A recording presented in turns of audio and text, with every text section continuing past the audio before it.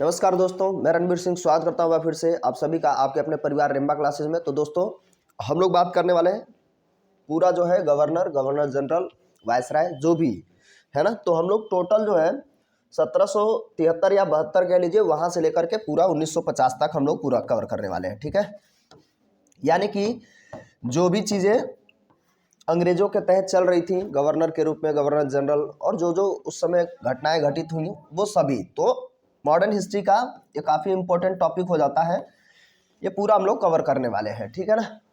तो वीडियो लंबा होगा, है ना, होना ही चाहिए क्योंकि पूरा लंबा टॉपिक ही है। तो अंत तक देखते रहिए और आपको काफ़ी चीज़ें क्लियर हो जाएंगी, है ना।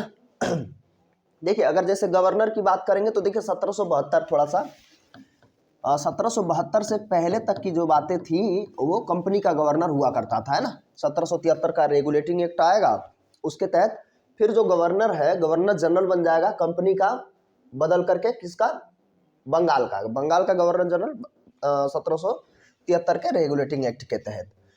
उसके उपरांत 1833 का चार्टर्ड एक्ट आएगा, 1833 का चार्टर्ड एक्ट आएगा। फिर जो गवर्नर जनरल है बंगाल का, उसे बना दिया जाएगा भारत का गवर्नर जनरल, ठीक है ना। भारत का गवर्नर जनरल बना दिया जाएगा। फिर उसके बाद ये वायसराय का नंबर नहीं, अभी भारत का गवर्नर जनरल हो जाएगा, है ना। कौन पहला था कौन आखिरी था, यहां से बहुत बार प्रश्न बनता है, ठीक है, तो वो भी हम लोग देखेंगे। तो 1833 में विलियम बेंटिंक बन जाएगा भारत का पहला गवर्नर जनरल। और कंपनी का गवर्नर जनरल जो था 1772 में, जो बंगाल का गवर्नर जनरल बनता है, वारेन हेस्टिंग। तो पूरा क्रमवार हम देखेंगे। फिर वायसराय की बात आती है, तो वायसराय जो है 1857 की क्रांति के उपरांत 1858 का भारत शासन अधिनियम आता है, तब जो है कह दिया जाता है कि भाई साहब ये जो है क्या है, भारत के वायसराय है। तो वायसराय सबसे पहले कैनिंग बनता है, ठीक। उसके बाद हम आगे बढ़ते हैं तो वायसराय पोस्ट चलता रहेगा। और फिर पुनः 1935 का भारत शासन अधिनियम आएगा और उसमें फिर से वायसराय को गवर्नर जनरल के रूप में कन्वर्ट कर दिया जाता है। ये पूरा खेल चल रहा है अंग्रेजों का, ठीक है ना। क्यों वायसराय बना रहे हैं, ये सब चीज़ें। वायसराय का मतलब यह है कि चूँकि 1858 में अब क्राउन शासन शुरू कर देती है कंपनी का, जो है वहाँ से प्रभुत्व तो खत्म कर दिया जाता है। तो वो लोग ये दिखाना चाहते हैं कि भाई ये देखो, जो गवर्नर जनरल थे वो अपने लाभ के लिए काम करते थे और वायसराय आपके लिए काम करेंगे, लोगों को सहानुभूति लेना चाह रहे हैं या दर्शाना चाह रहे हैं। तो 1935 का भारत शासन अधिनियम के तहत फिर से गवर्नर जनरल बन जाएगा भारत का। और अंततः हम देखते हैं 1950 का, 1947 से 50 का टाइम ड्यूरेशन जब आता है तो भारत का अंतिम गवर्नर जनरल माउंटबेटन बनता है। और भारत का अंतिम गवर्नर जनरल भारतीय जो होते हैं वो श्री राजगोपालाचारी। तो ये थोड़ा सा, ये पूरा हम ओवरव्यू देख रहे हैं, तो उसको पूरा हम लोग कवर करने वाले हैं। तो धैर्य के साथ आप बने रहिए क्लास में, काफ़ी मज़ा आएगा और आप ये जान पाएंगे कि क्या चल रहा है पूरा शुरू से आखिरी तक, ठीक है ना। तो शुरुआत कर देते हैं हम लोग लॉर्ड क्लाइव। अब देखिए, लॉर्ड क्लाइव वो व्यक्ति है जो अंग्रेजों को भारत में स्टेब्लिश किया। हम तीनों कर्नाटका युद्ध देखते हैं, आंग्ल कर्नाटक युद्ध के नाम से हम जानते हैं। 3 युद्ध हुए थे, है ना, 6-6 साल, 12-12 साल तक ऐसे लंबे लंबे से युद्ध होते हैं। वो कारण था, यूरोप में जब युद्ध होता था तो जहाँ जहाँ पर फ्रांसीसी और अंग्रेज होते थे, है ना, फ्रांसीसी और अंग्रेज जहाँ जहाँ होते थे वहाँ वहाँ युद्ध शुरू हो जाता था। हालांकि वहाँ पे जो कारण था, तो सबसे ज़्यादा जो है यूरोप में युद्ध का कारण ऑस्ट्रिया ही रही है। ऑस्ट्रिया देश, उसकी राजधानी वियना है। ऑस्ट्रेलिया अलग देश है और ऑस्ट्रिया अलग, ठीक है ना। तो अंग्रेजों में और फ्रांसीसियों में युद्ध शुरू हो जाता था और यहाँ पर प्रभुत्व वो ये दिखाना चाहते थे, या कुल मिला के भारत में अपनी जो है साख बनाने के लिए युद्ध होता रहा अंग्रेज और फ्रांसीसियों के बीच में। तो कर्नाटक युद्ध के नाम से जानते हैं। तो फ्रांस की तरफ से जो है डुप्ले, लॉर्ड डुप्ले होता है, और इधर लॉर्ड क्लाइव जो अंग्रेजों की तरफ से होता है। अंततोगत्वा अंग्रेजी जीतते हैं। तो फिर हम पूरा देखते हैं हमारे भारत में अंग्रेजों का ही शासन था। नहीं तो फ्रांसीसी काफ़ी जो है हावी थे, कुछ नीतियाँ थी, बहुत सारी चीज़ें हैं, उसको हम बाद में देखेंगे कभी। तो बात करते हैं लॉर्ड क्लाइव। तो भैया इसका शासनकाल जो है 1700 शासनकाल यहाँ पे भारत में जब आता है तो 1757 से 60 तक पहली बार, उसके बाद 1765 से 67 2 बार भारत में आएगा, है ना। प्लासी का युद्ध की विजय, देखिए प्लासी का युद्ध, अब देखिए ऐसे में अभी हमें याद रखना होता है प्लासी का युद्ध होता है कब, 23 डेट बाई डेट पूछता है, 23 जून 1757 को प्लासी का युद्ध होगा, जिसमें सिराजुद्दौला की मृत्यु हो जाएगी और मीर कासिम, ये सब जो है अलग अलग, मीर जाफर, मीर कासिम, इन लोगों का चल रहा था खेल, वो हम कब बाद में देखेंगे। 23 जून 1757 में प्लासी का युद्ध हो गया, जिससे क्लियर हो गया कि अब भारत में अंग्रेज स्टेब्लिश हो जाएंगे। और अंततोगत्वा हम जब बक्सर का देखते हैं, बक्सर का भी युद्ध होगा, तो बक्सर जो होता है 22 अक्टूबर को, डेट भी याद रखेंगे आप। दो ऐसे युद्ध जिन्होंने ये तय कर दिया कि भारत में अंग्रेज अब शासन करेंगे, ठीक है ना। तो 22 अक्टूबर 1764 को बक्सर का युद्ध होता है और इसमें 3 सेना संयुक्त रूप से हार जाती है। एक तो आपका मुगल सेना, दूसरी जो है अवध की सेना जो उस समय सिराजुद्दौला थे, उसके बाद ये मीर जाफर है ना, मीर जाफर, फिर मीर कासिम इनका दामाद और उसका चल रहा था। तो ये 2 युद्ध बड़े से हुए, 23 जून 1757 प्लासी और फिर 22 अक्टूबर 1764 बक्सर। तो ये सफल हो गया। तो 1765 में बंगाल में द्वैत शासन की शुरुआत होती है। अब ये ध्यान रखेंगे सॉरी, द्वैत शासन को शुरू करने वाला कौन था? तो लॉर्ड क्लाइव। यहां से प्रश्न बनता है, यहां से उठा लेगा। द्वैत शासन को शुरू किसने किया था? Lord Clive. 1772 से लेकर तक चलता है, कहां से? 65 से लेकर के 1765 से 1772 तक चलेगा और द्वैत शासन, ठीक है ना। अच्छा, इसी के समय काल में लॉर्ड कॉर्नवालिस के क्लाइव के समय काल में श्वेत विद्रोह भी होता है। वो अंग्रेजों ने विद्रोह किया था, इसलिए श्वेत विद्रोह कहते हैं। इसकी प्रथम सैन्य कूटनीति 1754 में अर्काट के किले की किलेबंदी करता है और सोसाइटी फॉर ट्रेड की स्थापना की थी किसने? लॉर्ड क्लाइव ने। याद रखेंगे, सोसाइटी फॉर ट्रेड। और पहली बार जब किलाबंदी करेगा अर्काट में, वो डेट है। आलमगीर द्वारा उमरा की उपाधि से दी गई है, आलमगीर शासक है तो उसने उमरा की उपाधि दी। प्रसिद्ध राजनीतिक एडमंड बर्क ने इसको, क्लाइव को क्या बोला? ये राजनीतिज्ञ था, उसने बताया कि ये जो है बड़ी बड़ी नींवें रखने वाला क्लाइव को कहा, किसने? एडमंड बर्क ने। तो ये कुछ यहाँ पे तथ्य है।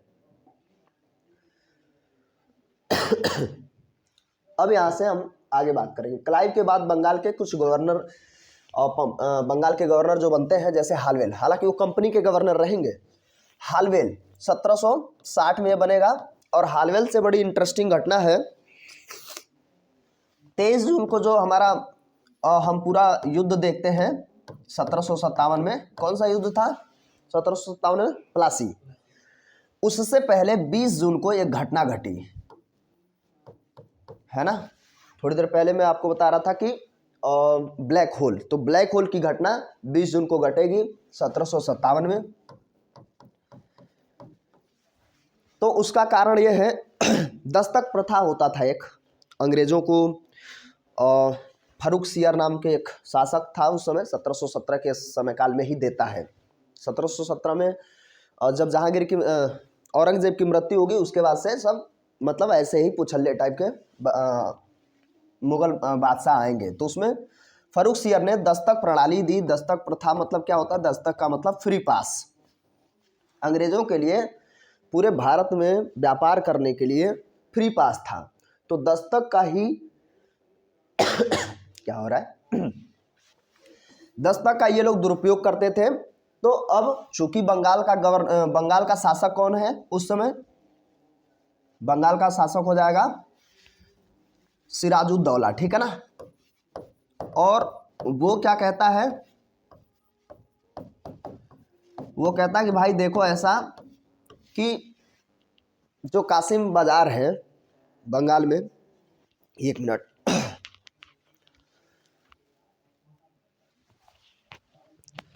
तो हम लोग बात कर रहे थे ब्लैक होल की घटना, ठीक है ना। तो देखिए, ब्लैक होल 2 प्रकार के होंगे। एक तो इतिहास में ब्लैक होल होता है और दूसरा सूर्य में, है ना। सूर्य का ब्लैक होल भी हम देखते हैं। तो ब्लैक होल का मतलब सूर्य की ऊर्जा खत्म हो जाती है ना, तो ब्लैक होल में चला जाता है। वो 1.4 मास हो जाता है, जो चंद्रशेखर सीमा है उससे ऊपर क्रॉस करेगा तो ब्लैक होल बन जाएगा, जो सूर्य की बात है। फिलहाल हम आज इतिहास की बात करेंगे। तो इतिहास में ब्लैक होल की घटना एक आती है 20 जून 1757 की ये घटना है। और जो सिराजुद्दौला है वो कासिम बाजार का निरीक्षण करना चाहता है क्यों? क्योंकि दस्तक प्रणाली का या दस्तक प्रथा का दुरुपयोग किया जा रहा था, क्योंकि अंग्रेज जो है देसी लोगों को या अन्य व्यापारियों को भी दस्तक दे देते थे। मतलब एक पास होता था कि जाइए आप व्यापार करिए, आपको टैक्स नहीं देना है, कर नहीं देना है, ठीक है ना। तो उसका निरीक्षण करना चाहता था, अंग्रेज नहीं माने इस बात को। तो उसने क्या किया, वहीं पर बंगाल में ही छोटे से कमरे में 146 लोगों को कमरे में बंद कर दिया। 146 लोगों को छोटे से कमरे में, भूसे जैसा। कई सारे इतिहासकार कुछ अलग अलग बात कहते हैं कि ये सत्य है, ये असत्य है, कुछ इस तरीके से। तो 146 में से मात्र जीवित अगले दिन बचते हैं सिर्फ 23, ठीक है ना। 23 ही जीवित बचते हैं, बाकी जो है खत्म। उसी में हालवेल भी शामिल था।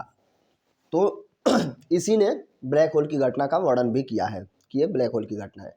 तो समझ गए, कई बार यहाँ से सब प्रश्न बन जाएगा जितनी भी हम लोग बात चर्चा कर रहे हैं वो। तो ब्लैक होल समझ गए क्या होता है। 3 दिन बाद जो होता है प्लासी का युद्ध हो जाता है, ठीक है ना। अब उसके बाद क्या है, फिर इसके बाद बेंसी टाट है। 1760 से 65 तक बक्सर के युद्ध के समय बंगाल का गवर्नर जनरल था। तो कई बार ये प्रश्न बन जाता है कि बंगाल का गवर्नर जनरल कौन था जब बक्सर का युद्ध हुआ। बक्सर का युद्ध हम देखते हैं 22 अक्टूबर 1764 को हुआ था ना। तो उस समय कौन रहेगा, बेंसी टाट, ठीक है ना। बस इतना ही उससे पूछ लेगा। बैरेलस्ट है 1767 से 69 के बीच में, द्वैध शासन के समय वो बंगाल का गवर्नर जनरल था, है ना। क्योंकि हम जानते हैं 1765 से लेकर के 1772 तक द्वैध शासन चलता है ना। तो ये ध्यान रखेंगे। कार्टियर भी है बीच में, तो ये 72 तक है। 1770 में बंगाल के आधुनिक भारत का प्रथम अकाल इस समय पड़ा था, कार्टियर के समय, ठीक है ना। उसके बाद अब शुरू होगी कहानी वारेन हेस्टिंग की, जो सबसे पहला व्यक्ति है जो बंगाल का गवर्नर जनरल बनेगा, ठीक है ना। वारेन हेस्टिंग का समय काल है 1772 से 85 तक। वो शुरुआत में क्लर्क के रूप में आता है, कंपनी में ज्वाइन करता है। मतलब ये देखिए क्लर्क के रूप में ज्वाइन करेगा, है ना। कलकत्ता पहुंचता है 1750 में, वो कंपनी को ज्वाइन करता है। इसकी योग्यता बढ़िया थी, है ना। कासिम बाजार का अध्यक्ष बन गया बाद में, और 1772 में बंगाल का गवर्नर जनरल बना दिया गया। रेगुलेटिंग एक्ट 1773 आता है, जिसके तहत क्या कर दिया जाएगा, बंगाल का प्रथम गवर्नर जनरल बनाया जाएगा। 1773 का रेगुलेटिंग एक्ट, जब हम संविधान पढ़ते हैं पॉलिटी, तो हम वहां से भी 1773 से ही शुरू करते हैं संविधान पढ़ना। क्यों? क्योंकि इसी से में सुप्रीम कोर्ट की स्थापना होगी, न्यायाधीशों की नियुक्ति होगी, ये सभी काम इसमें होता है।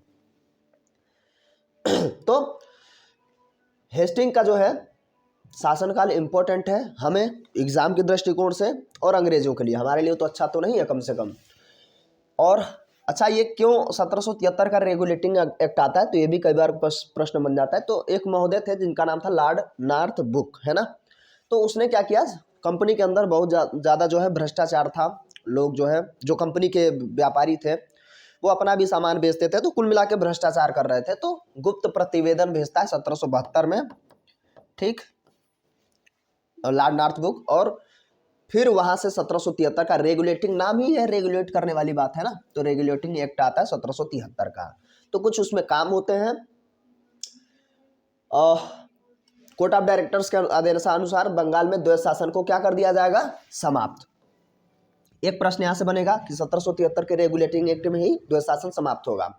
सरकारी खजाने का स्थानांतरण मुर्शिदाबाद से कलकत्ता कर दिया गया। मुर्शिदाबाद पहले होता था। इससे रियासतों के साथ होने वाली जो घेरे की नीति थी, रिंग ऑफ फेंस, किसे माना जाता है, वारेन हेस्टिंग को रिंग ऑफ फेंस का जनक, घेरे की नीति। देखिए रिंग ऑफ फेंस और रिंग ऑफ फायर दो चीजें हैं। तो एक ज्योग्राफी में आ जाता है रिंग ऑफ फेंस, तो यहाँ है रिंग ऑफ फेंस मतलब चारों तरफ से घेरा बनाता है, घेरे की नीति। और रिंग ऑफ फायर जो है पूछ लेता है कि ये कहाँ है, तो रिंग्स ऑफ फायर ये आपका पूरा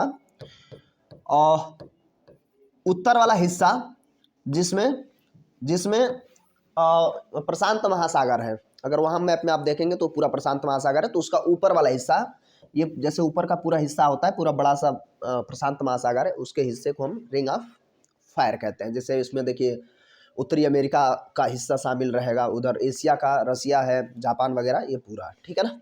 तो रिंग ऑफ फायर आप समझ जाइए कहाँ है, बस आपको याद रखना है प्रशांत महासागर में, बस इतना ज़्यादा दिमाग नहीं लगाना है। और चूंकि प्रशांत महासागर ये क्या है, सबसे बड़ा महासागर है, तो उत्तर वाले हिस्से में उत्तरी प्रशांत महासागर भी प्रश्न में आ सकता है। तो 1773 का रेगुलेटिंग एक्ट आता है। फिर 1784 का पीट्स इंडिया एक्ट आता है, हालांकि उससे पहले एक्ट ऑफ सेटलमेंट भी आता है, तो हमें उससे मतलब नहीं है। फिलहाल 1773 के समय, इसके समय काल में वारेन हेस्टिंग के समय क्या क्या काम हुआ। राजस्व सुधार, हेस्टिंग ने 1772 में राजस्व बोर्ड ऑफ रेवेन्यू का गठन करता है, ये ध्यान रखेंगे, जिसमें भूमि और कर सुधार के अंतर्गत 1772 में कर संग्रहण के अधिकार को उच्चतम बोली लगाने वाले को जमींदारों को दे दिया जाता था। अब समझिए यहाँ से चीजें शुरू हो रही हैं। जमींदारों को, जो हम जिससे कहते हैं ना, बाद में चीजें बदलती चली जाएंगी, स्थायी बंदोबस्त, और इस तरीके के बाद में रैयतवाड़ी प्रथा आएगी, जब मुनरो आएगा तब, तो वो बात की बात है। तो जो ज्यादा बोली लगाता था वो भूस्वामी का भूमि का मालिक होता था, जो कर वसूलता था, और साथ साथ में वो खुद अपना टैक्स उसको नहीं देना होता था। कर व्यवस्था में परिवर्तन करता है। 1776 में पंचवर्षीय व्यवस्था के स्थान पर एक वर्षीय व्यवस्था कर दी गई कर वसूलने के मामले में, जो ठेका दिया जाता था। 1776 में ही 6 अमीनी कमीशन नियुक्त करने का उद्देश्य भारतीय कृषि व्यवस्था से संबंधित था, और ये सूचना एकत्र करना वगैरह वगैरह। न्यायिक सुधार में कुछ हम चीजें देखेंगे जो ज्यादा इंपॉर्टेंट है, पॉलिटी के अंदर यही पढ़ते हैं हम। जब 1773 का रेगुलेटिंग एक्ट आता है, उसी के तहत सबसे पहले न्यायालय का भी यहाँ पे गठन किया जाएगा। तो सुप्रीम कोर्ट की स्थापना 1774 में हो जाएगी, कोलकाता में, है ना। तो रेगुलेटिंग एक्ट के तहत ही 1774 में कलकत्ता में क्या हो जाएगा, सुप्रीम कोर्ट की स्थापना होगी। वैसे सुप्रीम कोर्ट अगर हम बात करेंगे आज वर्तमान में, आर्टिकल अगर हम देखेंगे तो 124 में सुप्रीम कोर्ट की बात होती है ना। और इसका जो प्रथम मुख्य न्यायाधीश जो था एलिजा इम्पे, 3 और लोग थे, जैसे लेमेस्टर है, हाइड है, चेम्बर है, ये 3 लोग इसमें होना चाहिए। एलिजा इम्पे मुख्य न्यायाधीश है, ध्यान रखेंगे।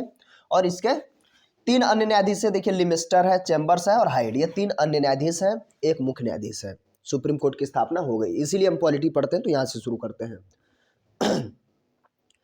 और ये कई बार प्रश्न पूछ लेता है कि जो वारेन हेस्टिंग का जो न्याय प्रणाली थी वो किस आधार पर थी, तो मुगल प्रणाली पर आधारित थी, इतने से प्रश्न पूछ लेता है।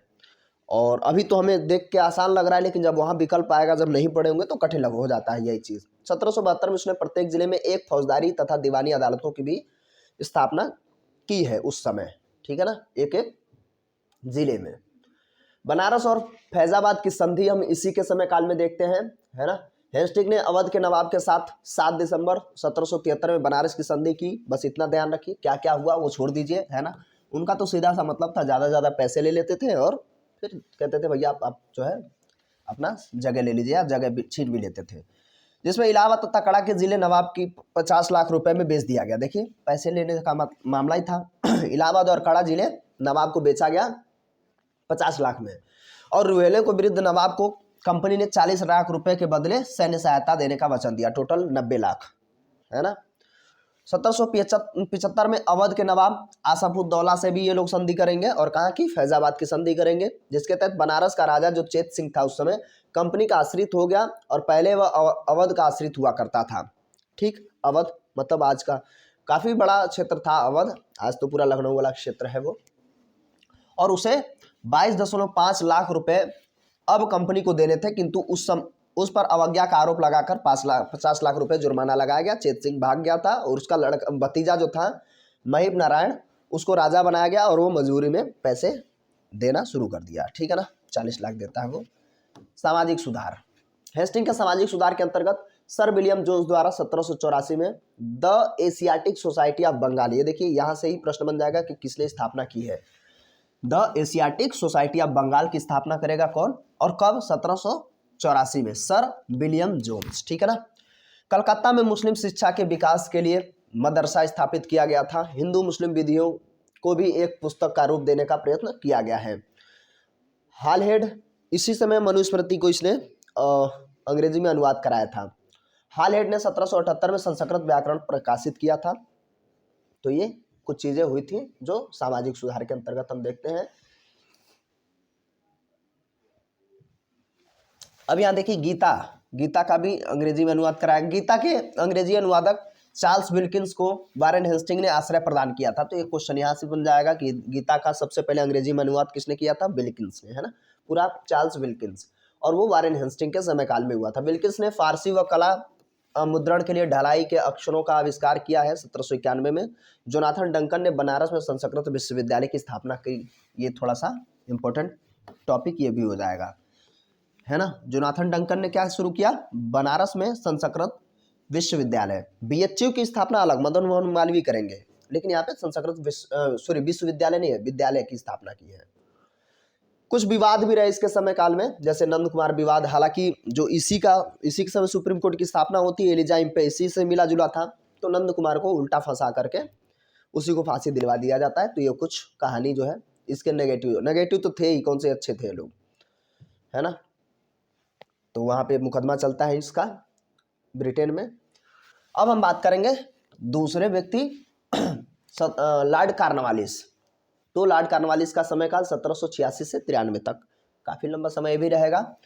सबसे ज़्यादा तो वारेन हेस्टिंग था। वारेन हेस्टिंग के बाद सर जॉन मैकफर्सन आता है बीच में, क्योंकि वो 85 तक रहेगा ना, 1785 तक। 85 से 86 के बीच में जॉन मैकफर्सन आएगा, वो थोड़ा सा अस्थायी के रूप में आता है, तो 1 वर्ष के लिए, ठीक। 1786 में कंपनी ने एक कुशल एवं योग्य व्यक्ति लॉर्ड कॉर्नवालिस को पीट्स इंडिया एक्ट के अंतर्गत रेखांकित शांति तथा शासन की पुनर्गठन है, मतलब वो भेजे कि भैया आप जाके वहाँ पे शांति का माहौल बनाओ, चीज़ें जो है थोड़ी सी बिगड़ रही थी अंग्रेजों के दृष्टिकोण से, तो इसमें न्यायिक सुधार करेगा। कब तक रहेगा ध्यान से समझेंगे, 86 से लेकर 93 तक, ठीक है ना। कॉर्नवालिस कोड शक्तियों के पृथक्करण के सिद्धांत पर आधारित था, ये जो है इंपॉर्टेंट रहेगा। और चूंकि हम रिवाइज के तौर पे ही देख रहे हैं तो तेजी से ही चलेंगे, है ना।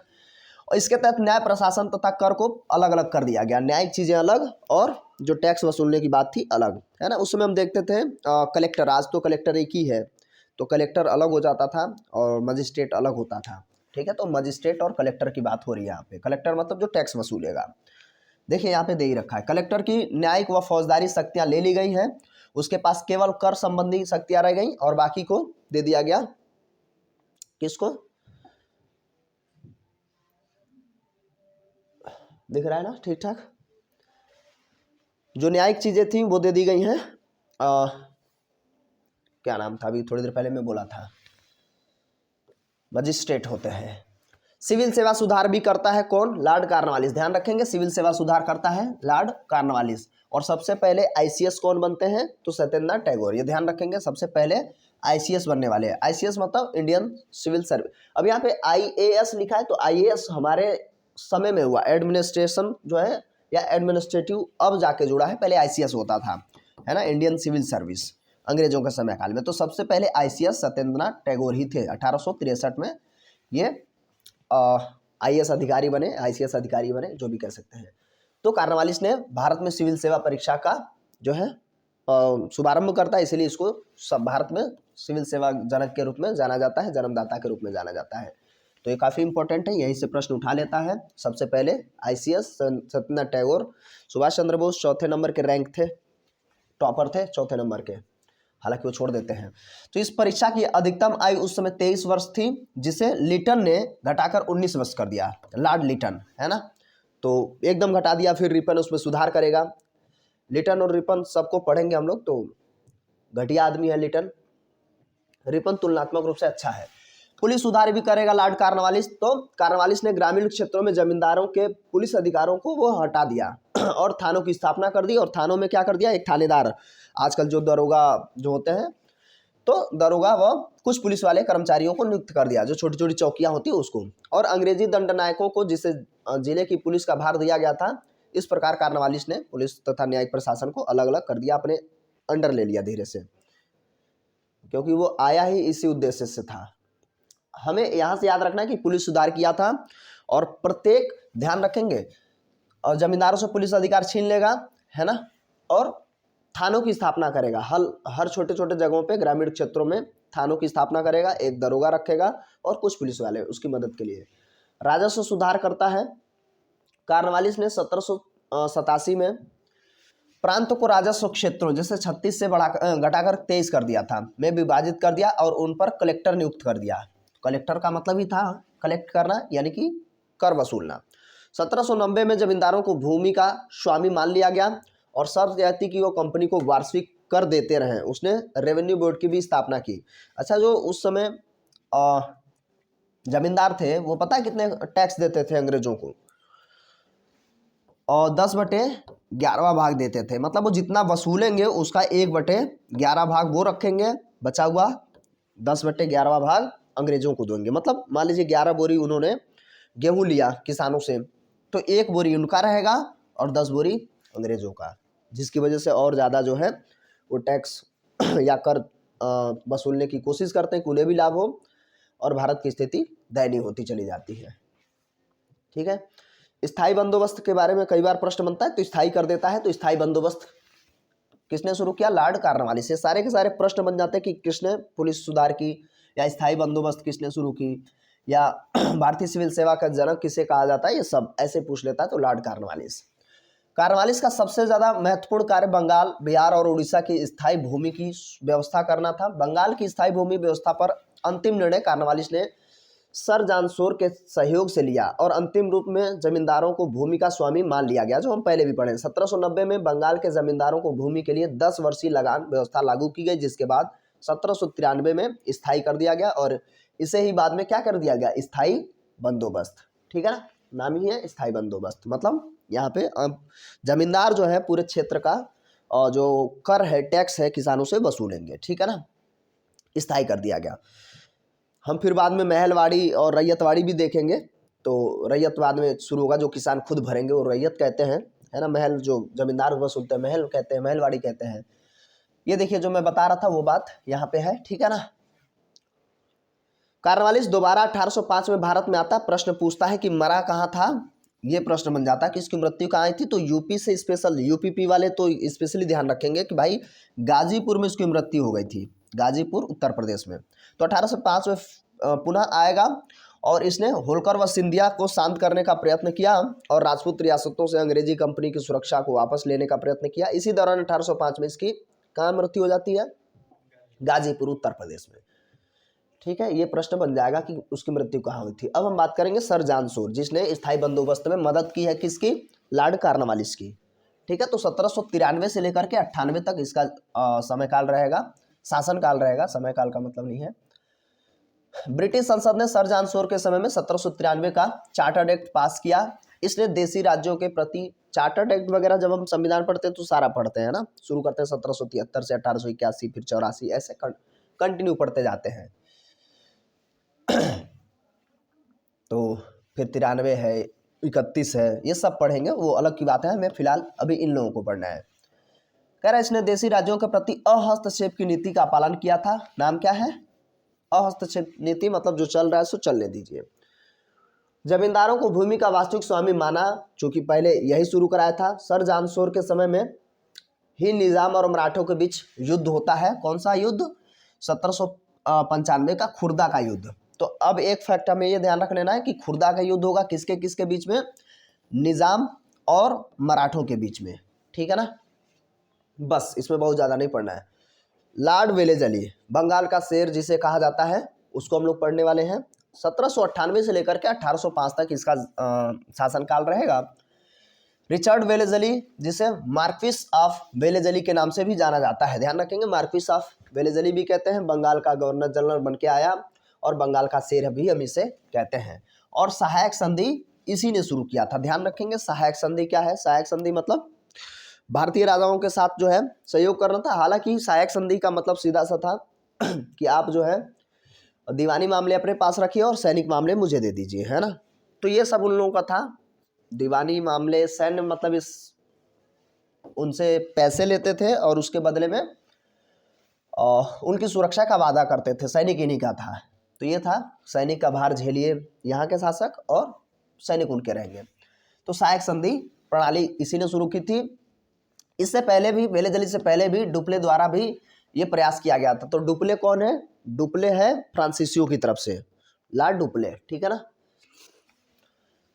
सहायक संधि प्रणाली क्या है इसके बारे में थोड़ा सा समझिए। भारत में फ्रांसीसियों जैसे नेपोलियन के भय को समाप्त करने के तथा अंग्रेजी सत्ता को श्रेष्ठता स्थापित करने के लिए वेलेजली ने सहायक संधि शुरू किया था। तो नेपोलियन की बात, तो नेपोलियन से तो डर था ही अंग्रेजों को पूरी तरीके से। उसमें क्या है, बात पूरी समझ लीजिए कह रहा है इस संधि को स्वीकार करने वाले राज्यों को वैदेशिक संबंध और अंग्रेजी राज्य के अधीन हो जाते थे। सैनिक और वैदेशिक मामले अंग्रेजों के पास, उनके आंतरिक मामलों में हस्तक्षेप नहीं किया जाता था, ये उसने कहा। सहायक संधि करने वाले प्रत्येक राज्य को अपनी राजधानी में एक अंग्रेजी रेजिडेंट को रखना पड़ता था। कंपनी को पूर्व आज्ञा के बिना राजा किसी भी यूरोपी को अपने सेवा में नहीं रख सकता था। तो ये सब चीज़ें धीरे धीरे वो लोग इनको अपंग करने की कोशिश कर रहे हैं। तो प्रश्न ये बनता है यहाँ पे कि सहायक संधि स्वीकार किसने की थी? सहायक संधि शुरू कौन करेगा? Lord Wellesley. सबसे पहले अपनाया किसने था या उसको सहायक संधि के तहत शामिल कौन हुआ था? अंग्रेजों के साथ सहायक संधि प्रणाली को स्वीकार किसने किया? तो हैदराबाद। बहुत बार प्रश्न बनता है, ठीक है ना। हैदराबाद ने सबसे पहले 1798 में सहायक संधि को स्वीकार किया था। उसके बाद मैसूर, फिर तंजौर, अवध, पेशवा, ये सब भोसले, सिंधिया, ये सब हो जाते हैं। इन राज्यों के अलावा सहायक संधि और भी बहुत सारे लोगों ने स्वीकार किया था। अब हम बात करेंगे 1801 में मद्रास प्रेसिडेंसी का इसने सृजन किया लॉर्ड वेलेजली ने, और इसके कार्यकाल में द्वितीय आंग्ल मराठा युद्ध होगा अंग्रेज और मराठों के बीच। आंग्ल जब भी शब्द आए तो समझिए उसमें एक पक्ष अंग्रेज है और दूसरा पक्ष जो भी नाम होगा या जगह का नाम होता है तो मराठे हैं, तो अंग्रेज और मराठे हैं। तो युद्ध 1802 से 1803 में हुआ था। किसके? वेलेजली के समय में। वेलेजली के समय में 1802 में मराठा पेशवा बाजीराव द्वितीय और अंग्रेजों के बीच बसीन या बसई की संधि हुई, ठीक है। वेलेजली और बाजीराव द्वितीय के बीच बसई की संधि होती है। इस संधि के अंतर्गत पेशवा अंग्रेजों की सेना की 6 बटालियनों का खर्चा वहन करने के लिए राजी हो गया, ठीक है ना। थोड़ा उसको रोक। तो अब आगे देखते हैं हम लोग। इसी के समय चतुर्थ आंग्ल मैसूर युद्ध भी हम देखते हैं। दूसरा आंग्ल मराठा युद्ध भी हुआ था इसी के समय, और आंग्ल मैसूर युद्ध चौथा वाला भी इसी के समय हुआ 1799 में, जिसमें श्रीरंगपट्टनम का दुर्ग जीत लिया गया और टीपू सुल्तान को वीरगति प्राप्त हुई थी। तो कई बार पूछ लेता है टीपू सुल्तान की मृत्यु कब हुई थी? तो चौथे आंग्ल मैसूर युद्ध में, ठीक है ना, 1799 में। 1799 में वेलेजली ने प्रेस पर प्रतिबंध लगाया था। ध्यान रखेंगे यहाँ पे प्रेस पर प्रतिबंध 1799 में वेलेजली लगा रहा है। वर्नाक्युलर प्रेस एक्ट अलग है, बुलेटिन लगाएगा, और यहाँ पे प्रेस पर प्रतिबंध है। नागरिक सेवा में भर्ती किए गए युवकों को प्रशिक्षित करने के लिए उसने 1800 ईस्वी में लॉर्ड वेलेजली ने कलकत्ता में फोर्ट विलियम कॉलेज की स्थापना की। फोर्ट विलियम कॉलेज की स्थापना किसने और कब की, ये पूछता है। अब क्वेश्चन पूछने लगेगा कि क्या कारण था, है ना। तो फोर्ट विलियम कॉलेज की स्थापना लॉर्ड वेलेजली ने 1800 में किया था कलकत्ता में, और उसका उद्देश्य क्या था? जो भी सरकारी भर्ती या सरकारी कर्मचारी थे उनको ट्रेंड करना, है ना, उनको प्रशिक्षित करना। 1803 में इसने शिशु हत्या पर पूर्णतः प्रतिबंध लगा दिया, जिसे हम बाल हत्या कहते हैं। इस पर पूरी तरीके से प्रतिबंध लगाया था किसने? Lord Wellesley. ये थोड़ा थोड़ा जो है, अब चूंकि हम देखते हैं ठगी प्रथा इत्यादि पे जो रोक लगाएगा वो डलहौजी रहेगा। फिर हम 1828-29 के समय देखते हैं, 29 में सती प्रथा पर रोक लगाएगा बैटिंग, ठीक है ना। तो ये समय समय पर ये लोग कुछ सुधार भी करते रहे हैं। तो शिशु हत्या वेलेजली बंद करता है 1803 में। सर जॉर्ज बार्लो को देखेंगे हम 1805 से 7 तक, ज़्यादा कुछ इसमें रहा नहीं। इसने भी हस्तक्षेप की नीति का कठोरता से पालन किया, मतलब बहुत ज़्यादा इधर उधर कुछ काम नहीं किया। सिंधिया को ग्वालियर तथा गयात के प्रदेश वापस दे दिए। राजपूतों से ब्रिटिश सुरक्षा को वापस ले लिया, है ना। और डायरेक्टरों की, अब देखिए यहाँ पे क्या है, डायरेक्टरों की आज्ञा के विरुद्ध इसने बसीन की संधि को जारी रखा, जो बसई या बसीन की संधि हुई थी वेलेजली के समय। इसी के काल में वेल्लोर में सिपाहियों का विद्रोह होता है, जो 1806 में होता है। इसका मुख्य कारण फौजी वर्दियों को पहनने, बालों को कटाने आदि से संबंधित था, जिसे मद्रास के गवर्नर विलियम बेटिंग ने दबाया था। अभी उस समय विलियम बेटिंग मद्रास का गवर्नर है, बाद में फिर वो भारत का बंगाल का गवर्नर बनेगा और फिर भारत का गवर्नर जनरल बनेगा, ठीक है ना। लॉर्ड मिंटो, इसी के समय मार्ले मिंटो सुधार आता है। कई बार पूछता है प्रश्न कि कब आया था मार्ले मिंटो सुधार? 1909 में। इसमें आगे मिलेगा भी आपको, है ना। तो इसी समय उसका कारण भी था मार्ले मिंटो सुधार का कि मुस्लिम और हिंदू, यानी कि हम कहें तो धार्मिक तरीके से आवंटन सीटों का जो था उस तरीके से हम कहें तो धार्मिक पहलू था इन लोगों का। तो 1900 लिख दिया हूँ गलती से, ठीक है ना, 1800 रहेगा। वर्ष 1807 से 1813 गवर्नर जनरल के रूप में भारत में आने से पहले ये क्या था, नियंत्रण बोर्ड का अध्यक्ष था। इसी के समय में क्या हुआ था, पारसिया के साथ से एक संधि हुई जिसके अनुसार कोई भी विदेशी सेना उसकी अनुमति के बिना उसके क्षेत्र में नहीं घुसेगी। 1809 में लॉर्ड मिंटो ने रणजीत सिंह के साथ अमृतसर की भी संधि की है, ये ध्यान रखेंगे। 1809 में अमृतसर की संधि राजा रणजीत सिंह के साथ, और जिस पर जो है अंग्रेजों की ओर से चार्ल्स मेटकाफ ने हस्ताक्षर किए थे। मार्ले, मिंटो, सुधार, जॉन मार्ले। लॉर्ड हेस्टिंग 1813 से 1823, हेस्टिंग ने ये भी अहस्तक्षेप की नीति अपनाएगा, और बाद में इसने जो है देश की स्थिति ऐसी है कि उस पर नीति बिना नीति के चलना संभव नहीं है, ये सोचा, तो इसमें बहुत ज़्यादा हमें दिमाग लगाना नहीं है। इसके समय में हम नेपाल युद्ध देखते हैं, आंग्ल नेपाल युद्ध 1814 से 16 के बीच। प्रथम लॉर्ड हेस्टिंग को नेपाल के विरुद्ध 1814 में कार्रवाई करनी पड़ी। अंग्रेज कर्नल निकलसन और गार्डनर दो लोग थे। इसमें अल्मोड़ा वर्तमान में हम देखते हैं उत्तराखंड में है, जो पहले नेपाल का हिस्सा था, पर अधिकार करने में सफल हो गए। गोरखा नेता अमर सिंह थापा हार गए, देखो ये लिखते हैं थोड़ा अच्छा नहीं लगता, हार गए। मार्च 1816 में संगौली की संधि होती है। संगौली की संधि 1816 में होती है, तो किसके किसके बीच में, अंग्रेजों और नेपाल के बीच में, या अमर सिंह थापा जो भी हम कह सकते हैं। संगौली की संधि के अनुसार गढ़वाल, कुमायूं, शिमला, रानीखेत और नैनीताल अंग्रेजों के अधिकार में आ गया। गोरखों ने काठमांडू में ब्रिटिश रेजिडेंट रखना स्वीकार कर लिया। तो पूरा जो है अंग्रेजों की शर्तों पर इस संगौली संधि होती है, अंग्रेजों के शर्तों पर ही। पिंडारियों का दमन इसी के समय काल में हम देखते हैं 1817 से 18 में। हेस्टिंग, देखिए यहाँ पे हेस्टिंग है तो लॉर्ड हेस्टिंग है और वारेन हेस्टिंग अलग था, थोड़ा सा ध्यान रखेंगे, है ना। इसका जो शासनकाल है 1813 से 23 और उसका 1700, हालांकि वो 72 से फिर पूरा चलता है 85 तक।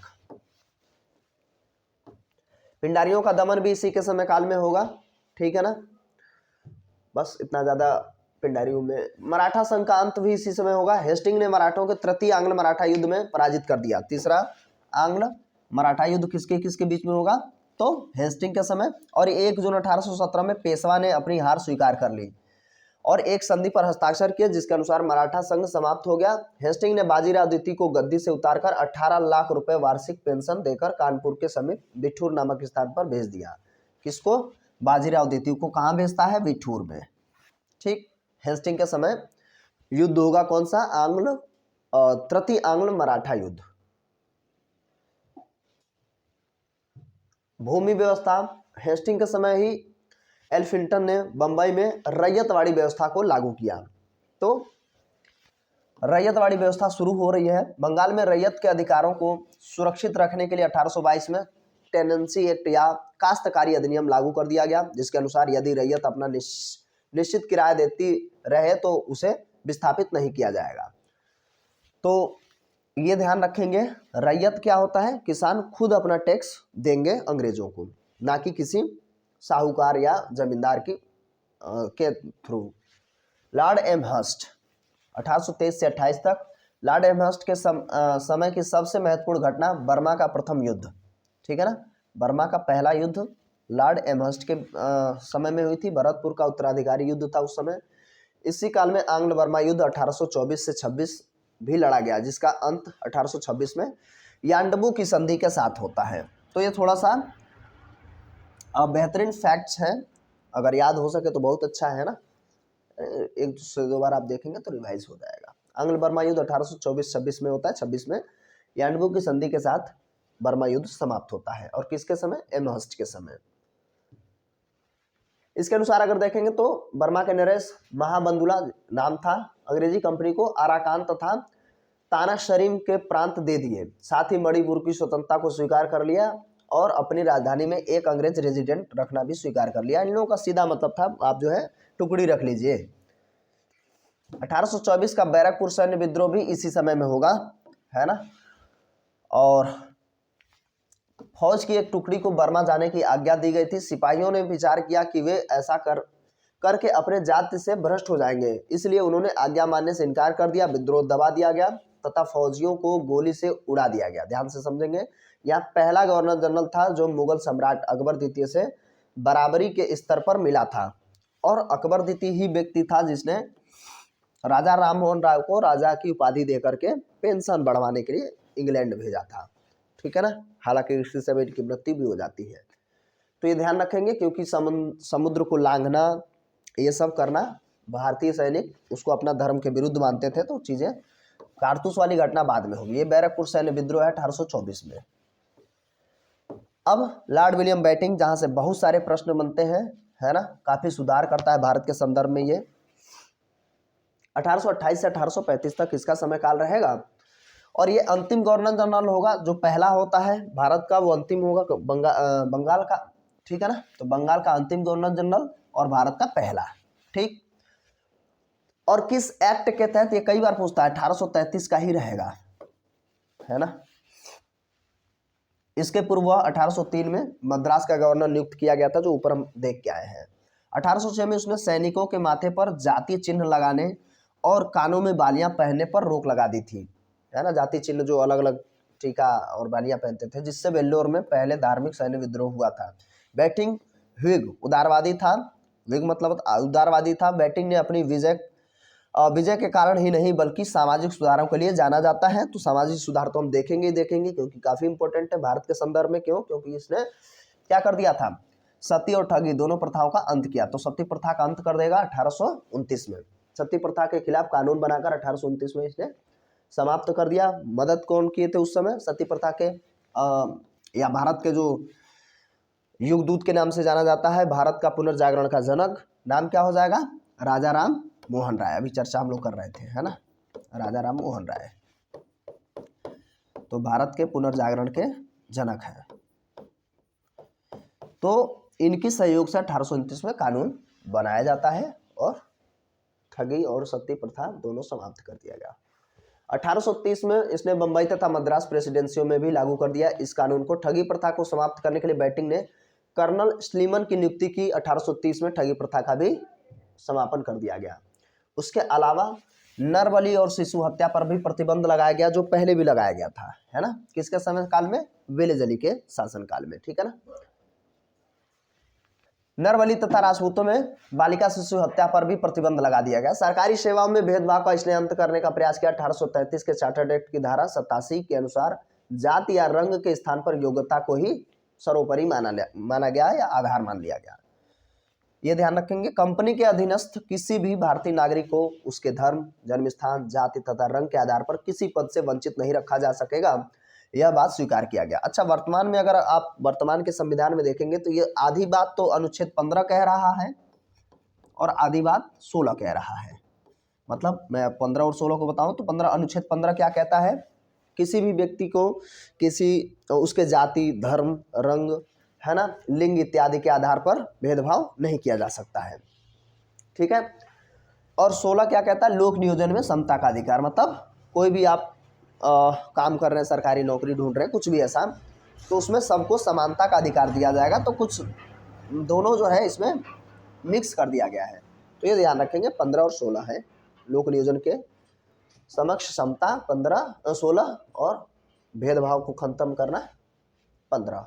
17 भी है जिसे हम स्पर्शता का अंत कहते हैं, अनुच्छेद 17, ठीक है। फिलहाल अभी छोड़ते हैं, इधर आते हैं।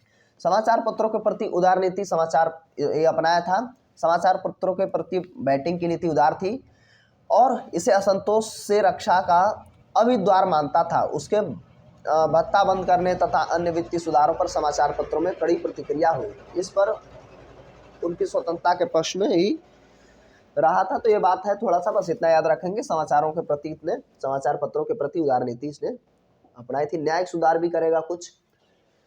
तो चार्ल्स मेटकाफ, बटरवर्थ और बेली तथा हाल्ट मैकेंजी ने बेटिंग की मदद की।